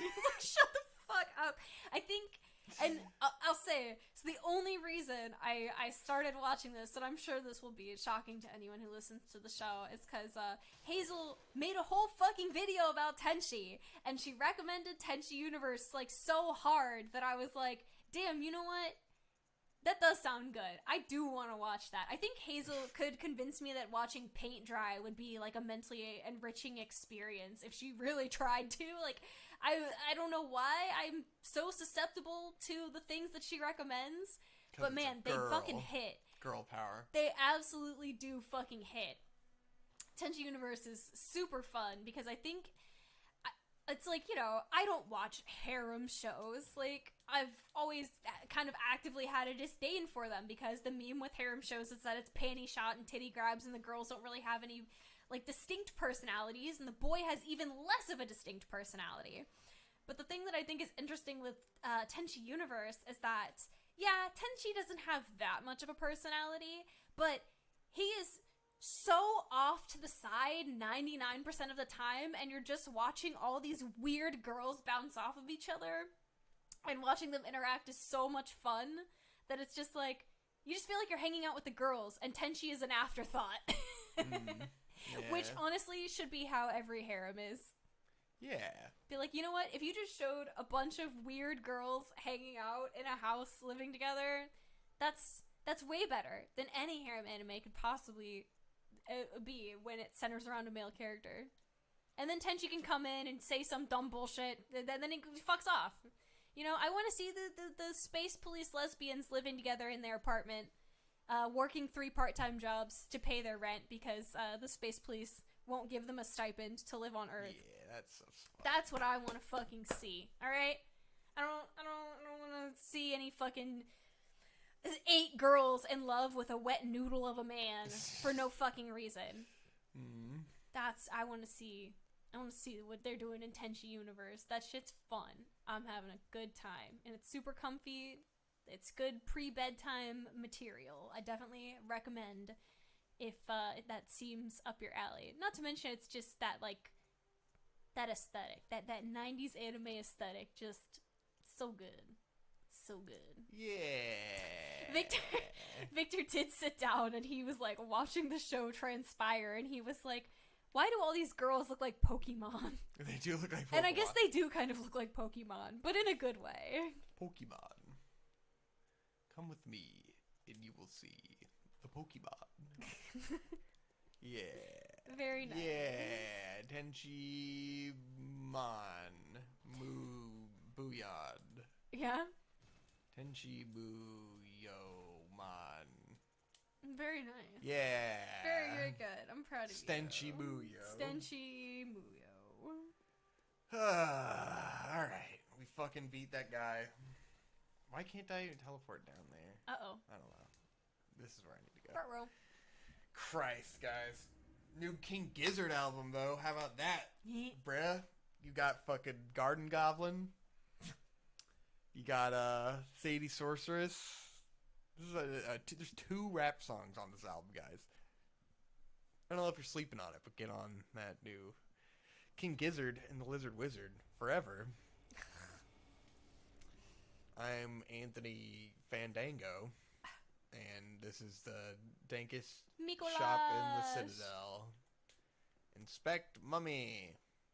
Ooh, oh, that's a nice mummy. Wow. Will he hug me like in Elden Ring? This game is missing hugs. This game is missing hugs. But the hugs debuff you. Yeah, but she's a good lady. She's a good lady. But she's nice, though. Yeah, I resolved her plot arc. She's just a nice lady. But man. Hey, we're in the lecture hall. Hey, we're doing it. We're getting there. This is like the second to last level. Kind of. Yeah, pretty much. Y'all ready for people with cages on their heads? Yeah, this is the slug guys. There's slug men. Yeah, but Mikulish has the cage on his head. Yeah. Ayo, fuck you, bitch. Yeah. Kind of slugs, right? Yeah, How they're would you slug. describe them? Slug adjacent. Goo med. Goo boys. Gooey, sluggy. Gooey boys. Goodra. Ooh, spooky. But yeah, we've seen hella movies recently, man. Yeah. We've been. I feel like blowing through 'em. For someone whose job is to make movies, we've been seeing an appropriate amount of movies recently. Yeah, it has been getting me like more excited about movies. I guess seeing more of them. I'm usually not very excited to watch movies, but there hasn't been much good TV, so like yeah, kind of get more into movies and enjoy those more. It's been slow goings on the TV front. Evolution without courage will be the ruin of our race. Ooh. Alright. I'm not gonna delve too deep into that. Yeah. We saw Not gonna ruin my day. the new Robert Eggers movie, The Northman. The Northman. How did you feel Man about of the North. The Northman. King of the North. The Northman, yes. The Northman is okay. Nice. I agree. It's both like great in the sense of like I think it set out to do a thing, and I think it was probably the best version of that thing. It's just not like a thing that everyone will be interested in, you know? It's just kind of a Shakespearean tale. As people will point out, it's like Hamlet, because Hamlet was based on, I guess, whatever Viking tale this was kind of based on. Ham boys. So it's, you know, it's The Lion King, it's Hamlet, it's a classic story as old as time. It's not that deep, it's not that new, it's just a great execution of a tale as old as time, you know? And if you want to see that, that's what you get. that's what it is. And it's kind of not much more than that, but it's, you know, it's cool to see this kind of story. It's just, it's a beautiful movie. It's nice to look at, it's you know. Pretty. If I'm gonna see a movie like this, I'm glad it looks this good, you know. It's not boring. It's pretty cool. It has its moments, and then it's over. It's not too long, you know. I guess it was probably like 2 hours. It's 2.5 hours. It's pretty long. It drags a bit long. in the middle, but you know, seeing it the second time, it felt shorter. You know, probably because you knew where everything was going. Yeah. Yeah.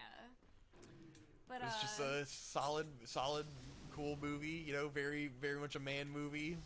And I mean, it's very much about the folly of man. I read some interviews afterwards with Robert Eggers, Yeah. basically admitting that this was like his attempt at making, like, compromising to make a Hollywood blockbuster kind of movie. Yeah. So in that regard, I really respect the movie for what he accomplished. It's not my personal favorite, but seeing as he stated that his goal was to make like a big appeal Hollywood blockbuster. You know, you could do a hell of a lot worse. I appreciate your putting your weird twinge on it. Is this gonna be a big appeal Hollywood blockbuster? No one's gonna see this fucking movie. It's gonna totally bomb. But I respect what he did. I think he did a great job with the material, you know. Yeah, it's beautiful. It has that, you know, and that there's esoteric appeal. There's a timeless element to this kind of fairy tale sort of plot, you know, where it's just like it's a classic story, is what I mean. I love a movie where I can just be frustrated at men. Yes, exactly. For being so fucking dumb. And be like, God. I like that element of it. I like that type of commentary where it's just like showing you that people have made the same mistakes forever and will continue to make those same mistakes, and that like I like the way it's kind of bleak looking Viking culture, which is something that's always kind of like made to look super cool, you know, and it just kind of shows it for being as absolutely psychotic and tribal as it really was. You know? I definitely think that was the aim, but I still have a fear that that's not how the wrong people are going to interpret it. Well, I mean, you could go look, because those things have already been fucking done, but it's like...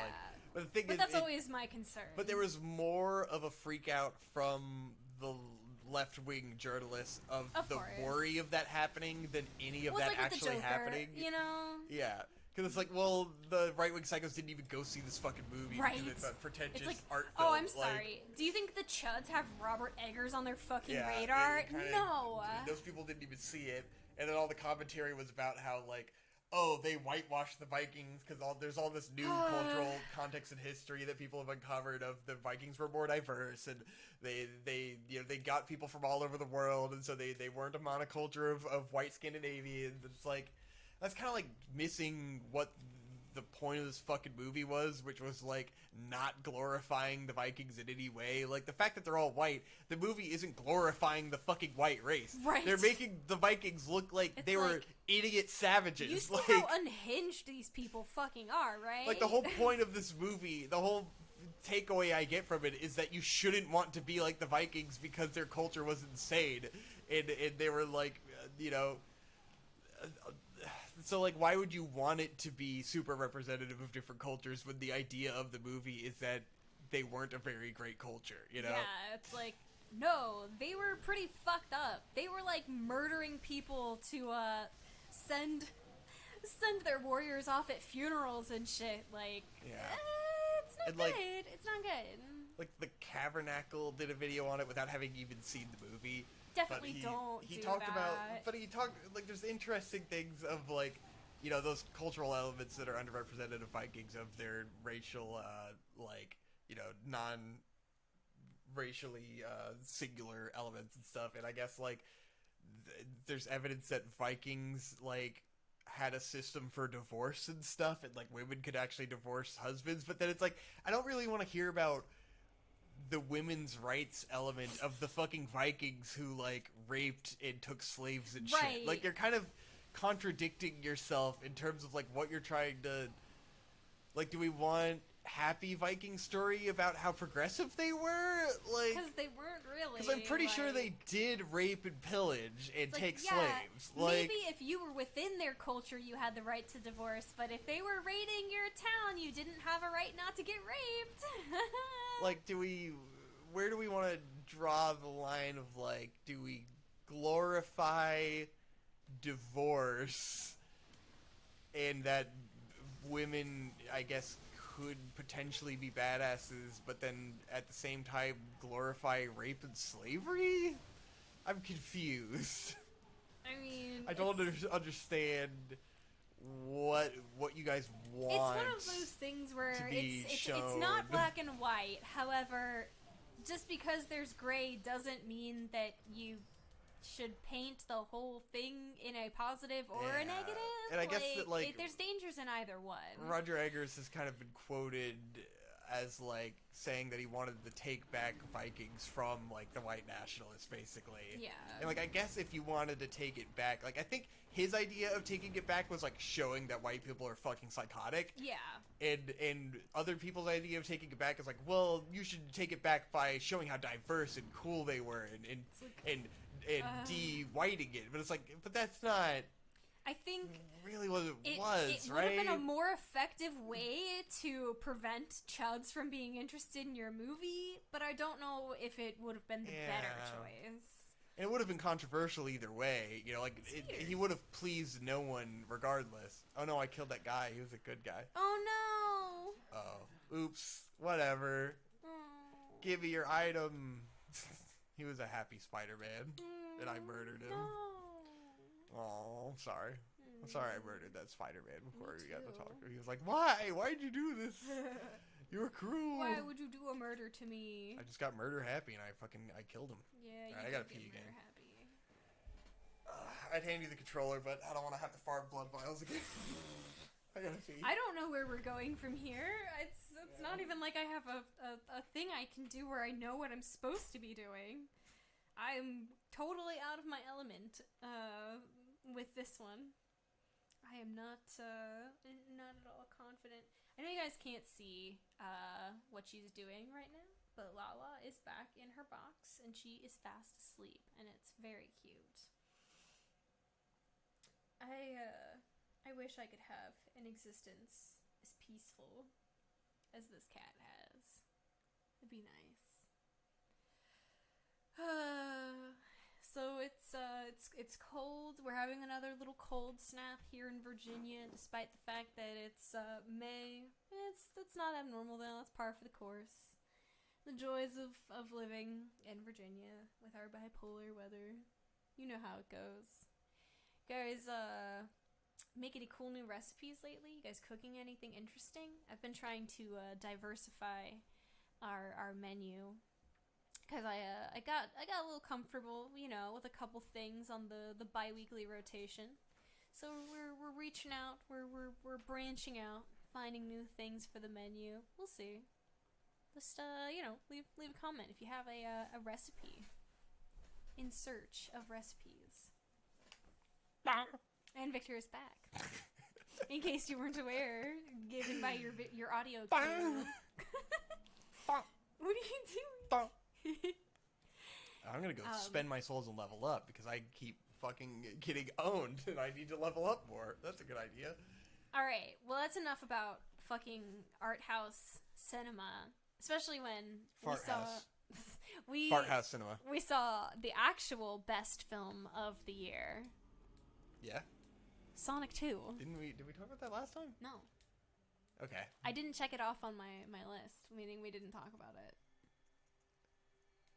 Sonic 2! How'd you feel about Sonic 2? I had similar complaints to the first movie in that there's still way too much human stuff going on. I need less of that, and I need more Sonic. Kind of... It upsets me a little bit how much people weren't incredibly turned off by all that shit. Because it was so... absolutely it's so prominent. Horrendous. Like, that's the thing. The human elements are not only prominent, but also, like, so bad. They are so bad. Absolutely atrocious. The whole wedding scene. The just wedding subplot so bad.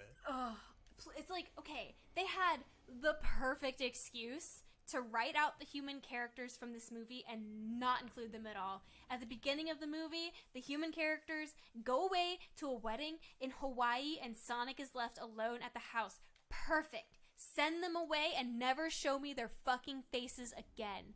Oh, but you're not going to do that. You're actually going to make that wedding a very pivotal plot point in the movie where the main girl's best friend is getting married to a character who we've literally never met before, and I'm supposed to care?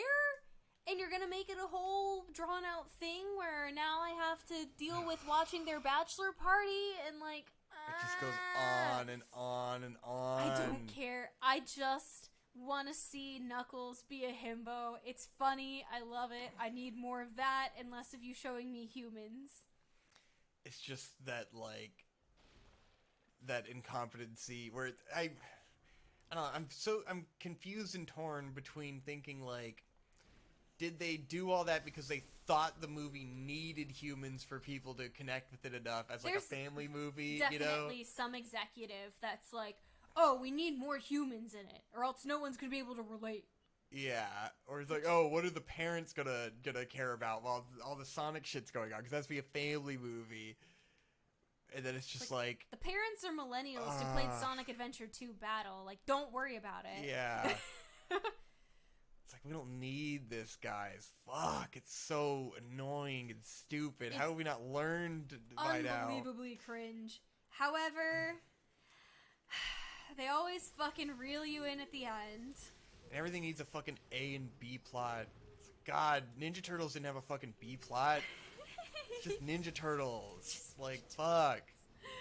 However, despite all of my gripes about the human elements of this movie during its hour and like 45 minutes or whatever runtime, despite my criticisms of the things that they absolutely should cut out, absolutely cut it out. I don't want to see it ever again. I never want to see the best friend. I never want to see any of that ever again.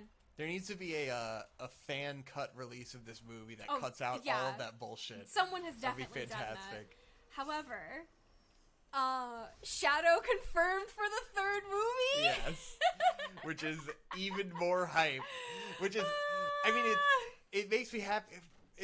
It both makes me happy and sad. Yeah. Because like it makes me so happy because this is exactly where I thought they would go with it in terms of like, you know, the escalation of introducing Tails, which obviously means they're gonna have Knuckles, and then if you do that, then the next step is obviously Shadow, because Shadow's gonna be massively popular, you know. Right. So they're doing all the right things with it, but then it's just like, you know, that they're gonna shoehorn so much human shit into the next movie for no reason. It's like there's so much that they could do, because it could be so good, and it so doesn't need any of that shit. Exactly. And it's like the script is already written. It's Sonic Adventure 2 Battle. Like they've already got the movie there. They just could remake that game. It's just a Hollywood movie. You can live on the hype of having Shadow in your Sonic movie. No humans required.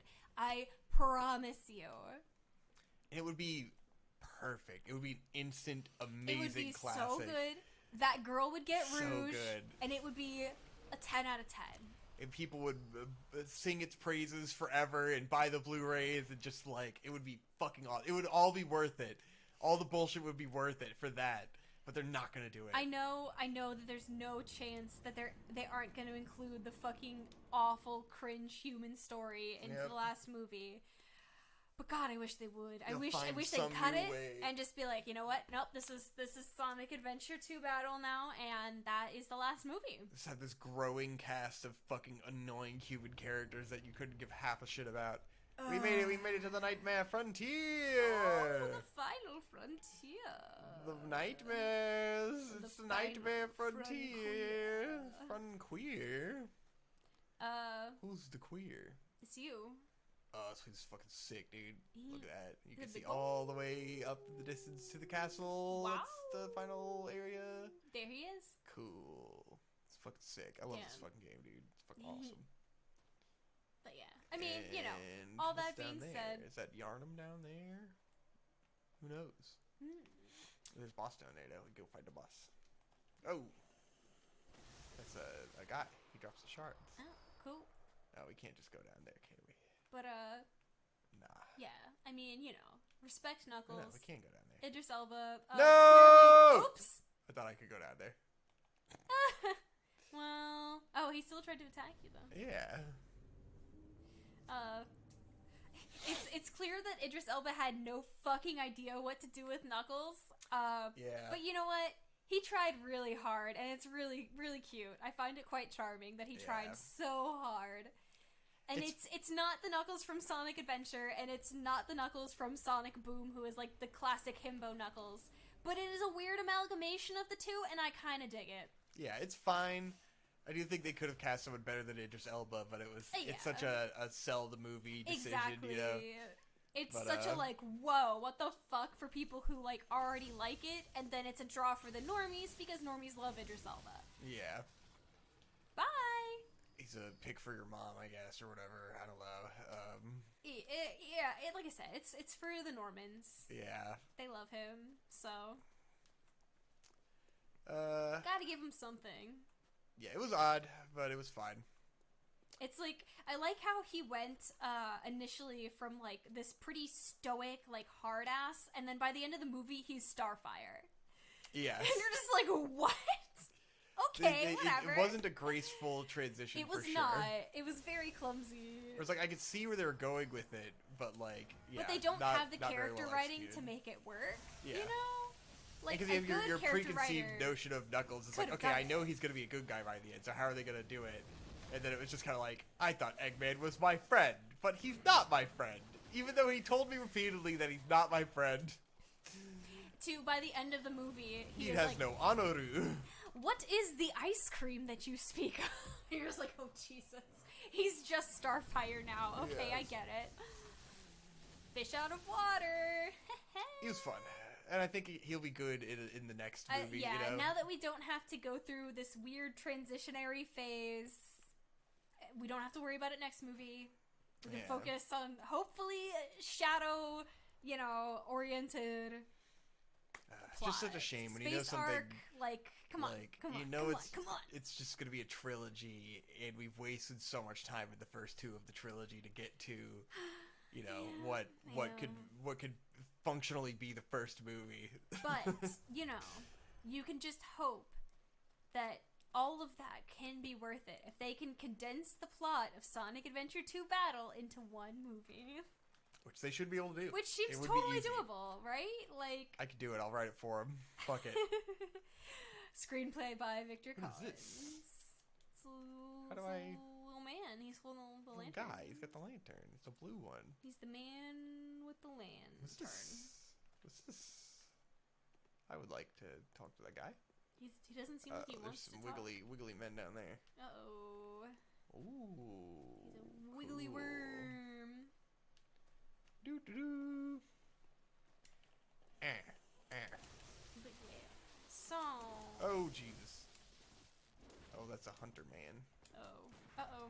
He's not nice. Yeah, I mean, he's attacking you, so I did sort of assume he's not nice. We also saw the Batman. Yeah. Of course, that was quite a while ago. Didn't we talk about the Batman? No. You sure? I'm sure. I didn't cross it off my list.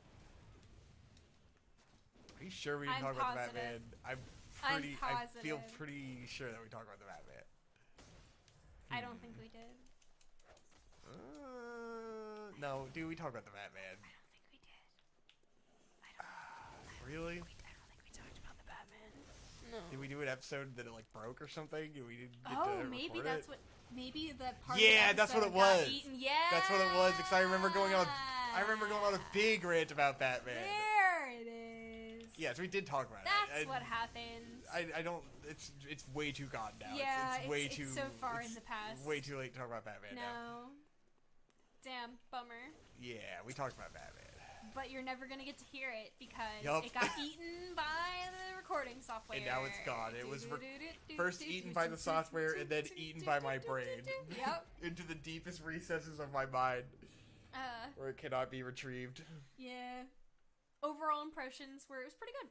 Yeah, it was pretty good. I think, Robert Pattinson did a good job as emo Batman. Pretty good. Wait, are you talking about this? After it got deleted, we did give another brief recap. Yes, we did. Are you sure? Yes, we did. I'm sure. I'm certain.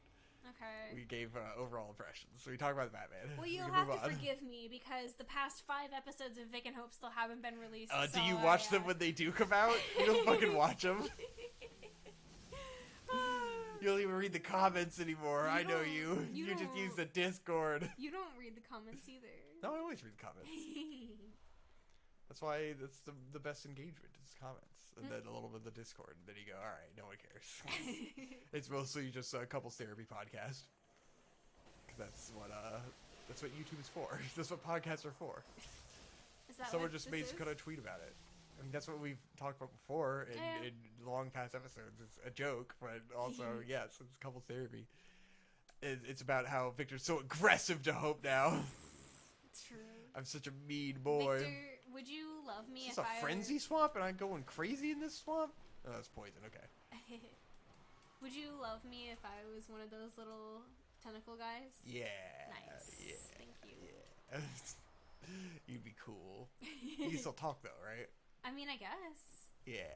I could probably, do a psychic link, right? And communicate directly with your mind. Dialogue.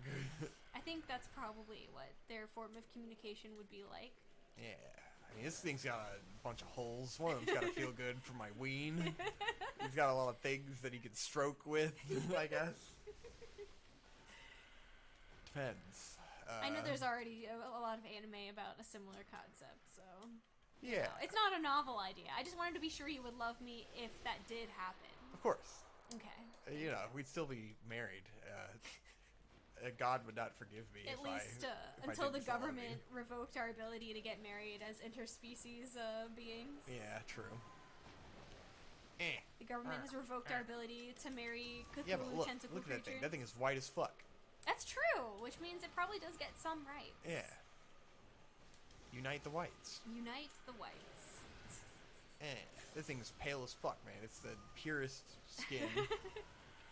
It's, the supreme example of the white race right here. Yeah. Excellent. Yeah. Alright, I have one more movie to talk about. Another movie? It's the last one. Ooh. I saved the best for last. Movie? Yeah? It's the best one? I saved the best for last. Yeah. Do you know what it is? It's Everything Everywhere All at Once. It's Everything Everywhere All at Once. Yay! The movie so good. It's the best. It's a good movie. We need to go see it again. I do want to go see it again. And then I would have even more thoughts to share. Some more Twitch thoughts. Now it's been already like a month. It has been like a month since we saw that movie. Yeah. It was one of those rare movies where it definitely it can appeal to almost anyone. There's something for almost everyone in this movie. Yeah. It's one of the rare movies that I love, and I could confidently go to my mom and say, "Mom, go see this movie. You will love it." And she went to see it, and she texted me, and she said, "I loved it." And I was like, "I know. I knew you would, because this is one of those rare beasts." Yeah, I mean, the movie is about being a middle-aged mom, so it should appeal to moms. But yeah, it's a good family movie. It's a very good family movie. It might be the best family movie ever made, for sure. Oh, absolutely. I mean, for sure. And I mean, even as someone who isn't a mom, but I'm a mom. Yes, exactly. I'm not a mom. I mean, I think it'll work for anyone who's getting later into their life, or if I'm sure you had more relatability with the younger character and her dynamic with her own mom. I mean, I definitely had a lot of obviously personal relatability with that, but I also was, I feel like I had a lot in common with the mom character as well, with the way of she has so much responsibility and she feels like she has to keep this extremely regimented grasp on everything and keep everything organized and make sure everything's flowing in the right way and make sure that this is getting done on time and this is getting done on time and this is being logged here in the appropriate way and making sure that things aren't falling apart at the seams. It's just I understand that. I hadn't thought about that element of how you would relate to it, and but it's true. Has a very laid-back, goofy, easygoing husband. Yes, exactly. And sometimes she's like, "God, this fucking useless idiot." mean. I didn't mean that about you, but it's just did. Like I can it's see. Okay, I know. I can see the rationale of how you would reach that place. Well, it's because when you lose yourself in the minutia of like the stresses of your day-to-day life and feeling like you're so overwhelmed and there's so much you have to keep up with, and you feel like the other person is like not paying attention and not pulling their weight, and they don't see the things that you're doing to like the way you perceive it. You're keeping everything afloat. Yeah. You know? But then her way of perceiving those things is what ultimately leads to her not realizing that he actually, he is doing he's just doing them in his own everyone weird, does goofy emotional way. labor in their own way. And he picks up, he makes up for her shortcomings that she doesn't realize and she doesn't appreciate, But she doesn't even see it because she's so wrapped up in her own, like, chaotic, things that she's keeping in her brain that she doesn't see what he's contributing to keeping everything going. Yeah. Because which is very relatable content. It's like, I get it. I think if we did have a child, which we aren't going to do, right. that this movie is how we would end up. Like, I could see myself being like this very easily if like a stressor like a child was added to our lives. I do think you would end up becoming the very anal tiger mom, which is part of why we shouldn't have a kid. Which is, I would be goofy that's dad. okay. You have to be able to read your own personality and know what you would do in a situation and say, all right, well then I'm not going to put myself in that situation so that doesn't come to pass. So that you don't come to absolutely resent me. Everyone has things in their personality that are not healthy, and knowing how to navigate that is part of, maintaining your happiness. Yeah. Accurate. Just don't have kids, Sometimes you just don't. For some people, kids. That's the answer, you know. It's the only way. But I mean, they do a great job of showing the dynamic of like the husband side of things, where he is not a useless, like he's not oblivious to what's going on. He's very in tune with what's going on. Yeah. And he's, he kind of is who he is, Yeah. But that's not a bad thing, and it actually does counterbalance her personality really well. Yeah. But she comes to kind of take that for granted as years pass, and then when she like jumps into the parallel universes and sees like these worlds where he's he's made big money and he's got like this separate wife and kids, and she's then suddenly thinking like, oh, actually, your life could have been better if I wasn't in it. Yeah, because the whole crux of her thing is that she starts to come to grips with like she's thinking about where she is in her life and where she could have been, which I think is something that everyone, as they come of a certain age, has to grapple with, like the possibilities of what their life could have been and accept where they are. And that's the overall message of the movie. It's accepting the choices you made and who you are now, and not dwelling on like who you could have been theoretically if all these things had gone right, Yeah.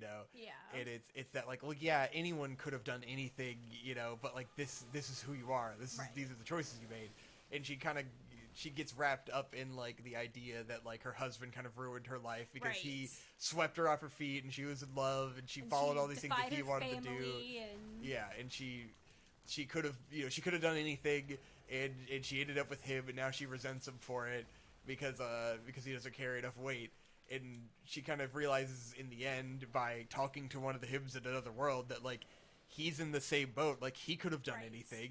He was in love with her and he thought he was doing what was best for her and his future. And she also is ruining his life, and it's a two-way street. If she hadn't gone into his life, he could have done all these amazing things and become massively wealthy.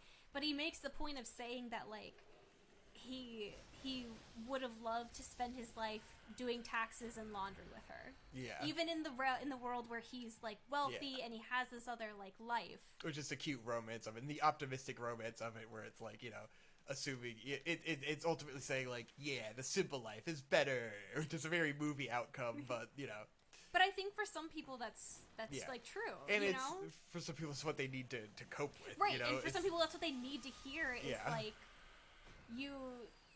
you need to be able to find happiness in simple things. This is Hollywood trying to tell you that you should be content where you are. Yes. Be a worker slave. I'm joking, but yes. But, I mean, you know, also relatable content in the way of, like, when she comes to the realization that, like, it's not one-sided on her end, that only her life has been, and I'm using air quotes here, brought down by being, like, saddled with this guy, but, like, she has, in turn, decreased, in air quotes, his potential as well. It's, like, very, very relatable thought. It's about, like, stepping outside of yourself and not, you know, realizing that you have an effect on the people around you, you know? Yeah. And that ultimately, like, in their own life, like, he had been the one who had been, like, she is taking for granted that he also thinks about what his life could have been, but he is accepting where he is and coping with it in the way that she is not, you know? Yeah. And she hadn't realized that he had already come, you know, he's struggling with this too, like, but he's not putting it on her. Right. He's not blaming her for everything going wrong. Because he has a more emotional intelligence than she does at that point in time. Yeah, he's just a more empathetic guy, you know? And it takes seeing the multiverse for some people to come to terms with these things. But, you know, it's always an interesting thought because, you know, that's a thought that I've had as well, where it's like, well, if Victor hadn't decided to stay here with me and he had gone to California, you know, could things have been different? You know? And they certainly would have been different, but would they have been better is the question. Well, yeah. That's no, you know, obviously not. Who knows? I mean, yeah, you could never assume that things would be better if you made different decisions. Because that's just not how life works. What if? Yeah. That was something I was trying to express on a distant episode of Vic and Hope that I was thinking about was because I've been talking about my own, you know, coming of age realization of the certain, like, at a certain point you realize that there are things that you can't do anymore and that you've chosen a path and that you have to stick to it. Right. I remember expressing that months ago, and so seeing this movie and seeing it was like, oh, there it is. You know, this is what everyone experiences as you age. I thought it was interesting because you kind of expressed like you hadn't really been worried about those thoughts at all in the way that the guy in the movie does. About what else? But I guess you've been thinking about it in the reverse aspect of what I could have been doing, but not what you could have been doing differently, you know? Because I think for me, I am so, like, meticulous and try to think forward that, like, once I've decided on something, everything else basically doesn't exist. Yeah. So there is very no, like, and not theoretical. There is no alternative, you know, path. It's just like, well, yeah, this is what it is because I considered everything and I made the best decision at the time. Yeah. But, you know, that doesn't apply necessarily to how I think about other people's paths. Yeah. And I think it's entertaining and constructive to think about all those possibilities and then come to the conclusion that you're happy where you are, you know? But I think it can be healthy to think through all those different scenarios and thoughts. Like, you shouldn't try to bottle it up and ignore those, the idea that there could have been different outcomes. Right. I think it helps you appreciate what you have exactly. in the way that she does in the movie. It draws you back to appreciating the things you did do and what you have right now. Like, if you tied it down to a more literal interpretation of the things that happen in the movie, or in a metaphorical sense, it's just like someone going through a midlife crisis, thinking about all the different possibilities of what could have been, and then ultimately realizing, like, oh, well, this is kind of dumb, you know? Yeah. Like, this doesn't mean anything. Yeah, because, you know, as expressed in the movie, the beauty of it is that nothing matters, so, like, everything can matter. Even things that are stupid and don't seem like they should be that consequential. Like, you can derive happiness from it, because nothing matters. It really, it doesn't matter at all. Exactly. It's how to fight back in the face of nihilism, because the nihilism is, like... positive nihilism. Yeah, because the daughter is struggling with the nihilism. Right. Which is, like... if anyone can be anything and anything is possible, then what's the fucking point, you know? And that's something I absolutely understand and relate to. Yeah. It's the suicidal ideation, and it's the fucking, very much, you know, so. It's just like, what's the fucking point? This is all so fucking pointless, and it's just like, there is no point. You might as well have fun. Like, right. It's the freedom and pointlessness, which is kind of how I like to see it. Is exactly. that it doesn't matter, which means you may as well do whatever the fuck you want as long as you're not hurting other people, because fuck it. Exactly. It's just like, it doesn't really matter what you're doing with your life. Like, just stop being upset all the time. Right. And in reality, no one else cares what you're doing. Exactly. No one else gives a fuck, so you may as well just do whatever makes you happy. Yeah. And like the comparison of like, I would be happier as an actress is a status evaluation. Exactly. You know, it's like, it's oh, a well, societal thing. I what I'm doing is lowly, and what that person is doing is more Elevated valuable. society. And it's like, it's really not, because from their perspective, they're just living their life. You know, it doesn't make a bit of difference. It doesn't make a bit of difference, guys. Well, and you know, like, just like anything, it's like, yeah, you might think when you go to a hospital or whatever that, like, the doctors are the most important people there, but, like, without the receptionists and the people who clean the place and the nurses, like, doesn't matter what a doctor fucking does if you can't get checked in for a procedure because there's no receptionist. Everyone's job is important. If the hospital isn't clean and you get a nosocomial infection because it's gross, doesn't matter what the doctor did because the hospital wasn't clean. Like, everyone is important in what they do.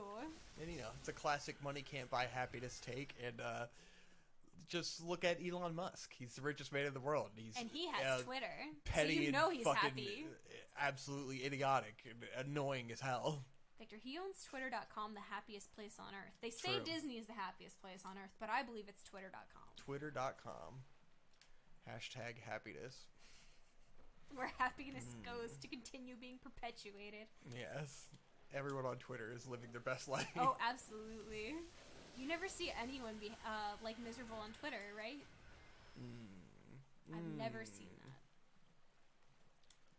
Fucking petty, perpetually online douchebag this fucking Elon Musk is, man. Oh, No one who tweets that much. I shouldn't say uses Twitter. Like, I use Twitter. I don't tweet. Anyone who tweets that much is a piece of shit. Yeah, if you're terminal there's something tweeting, wrong with you. It's time to stop.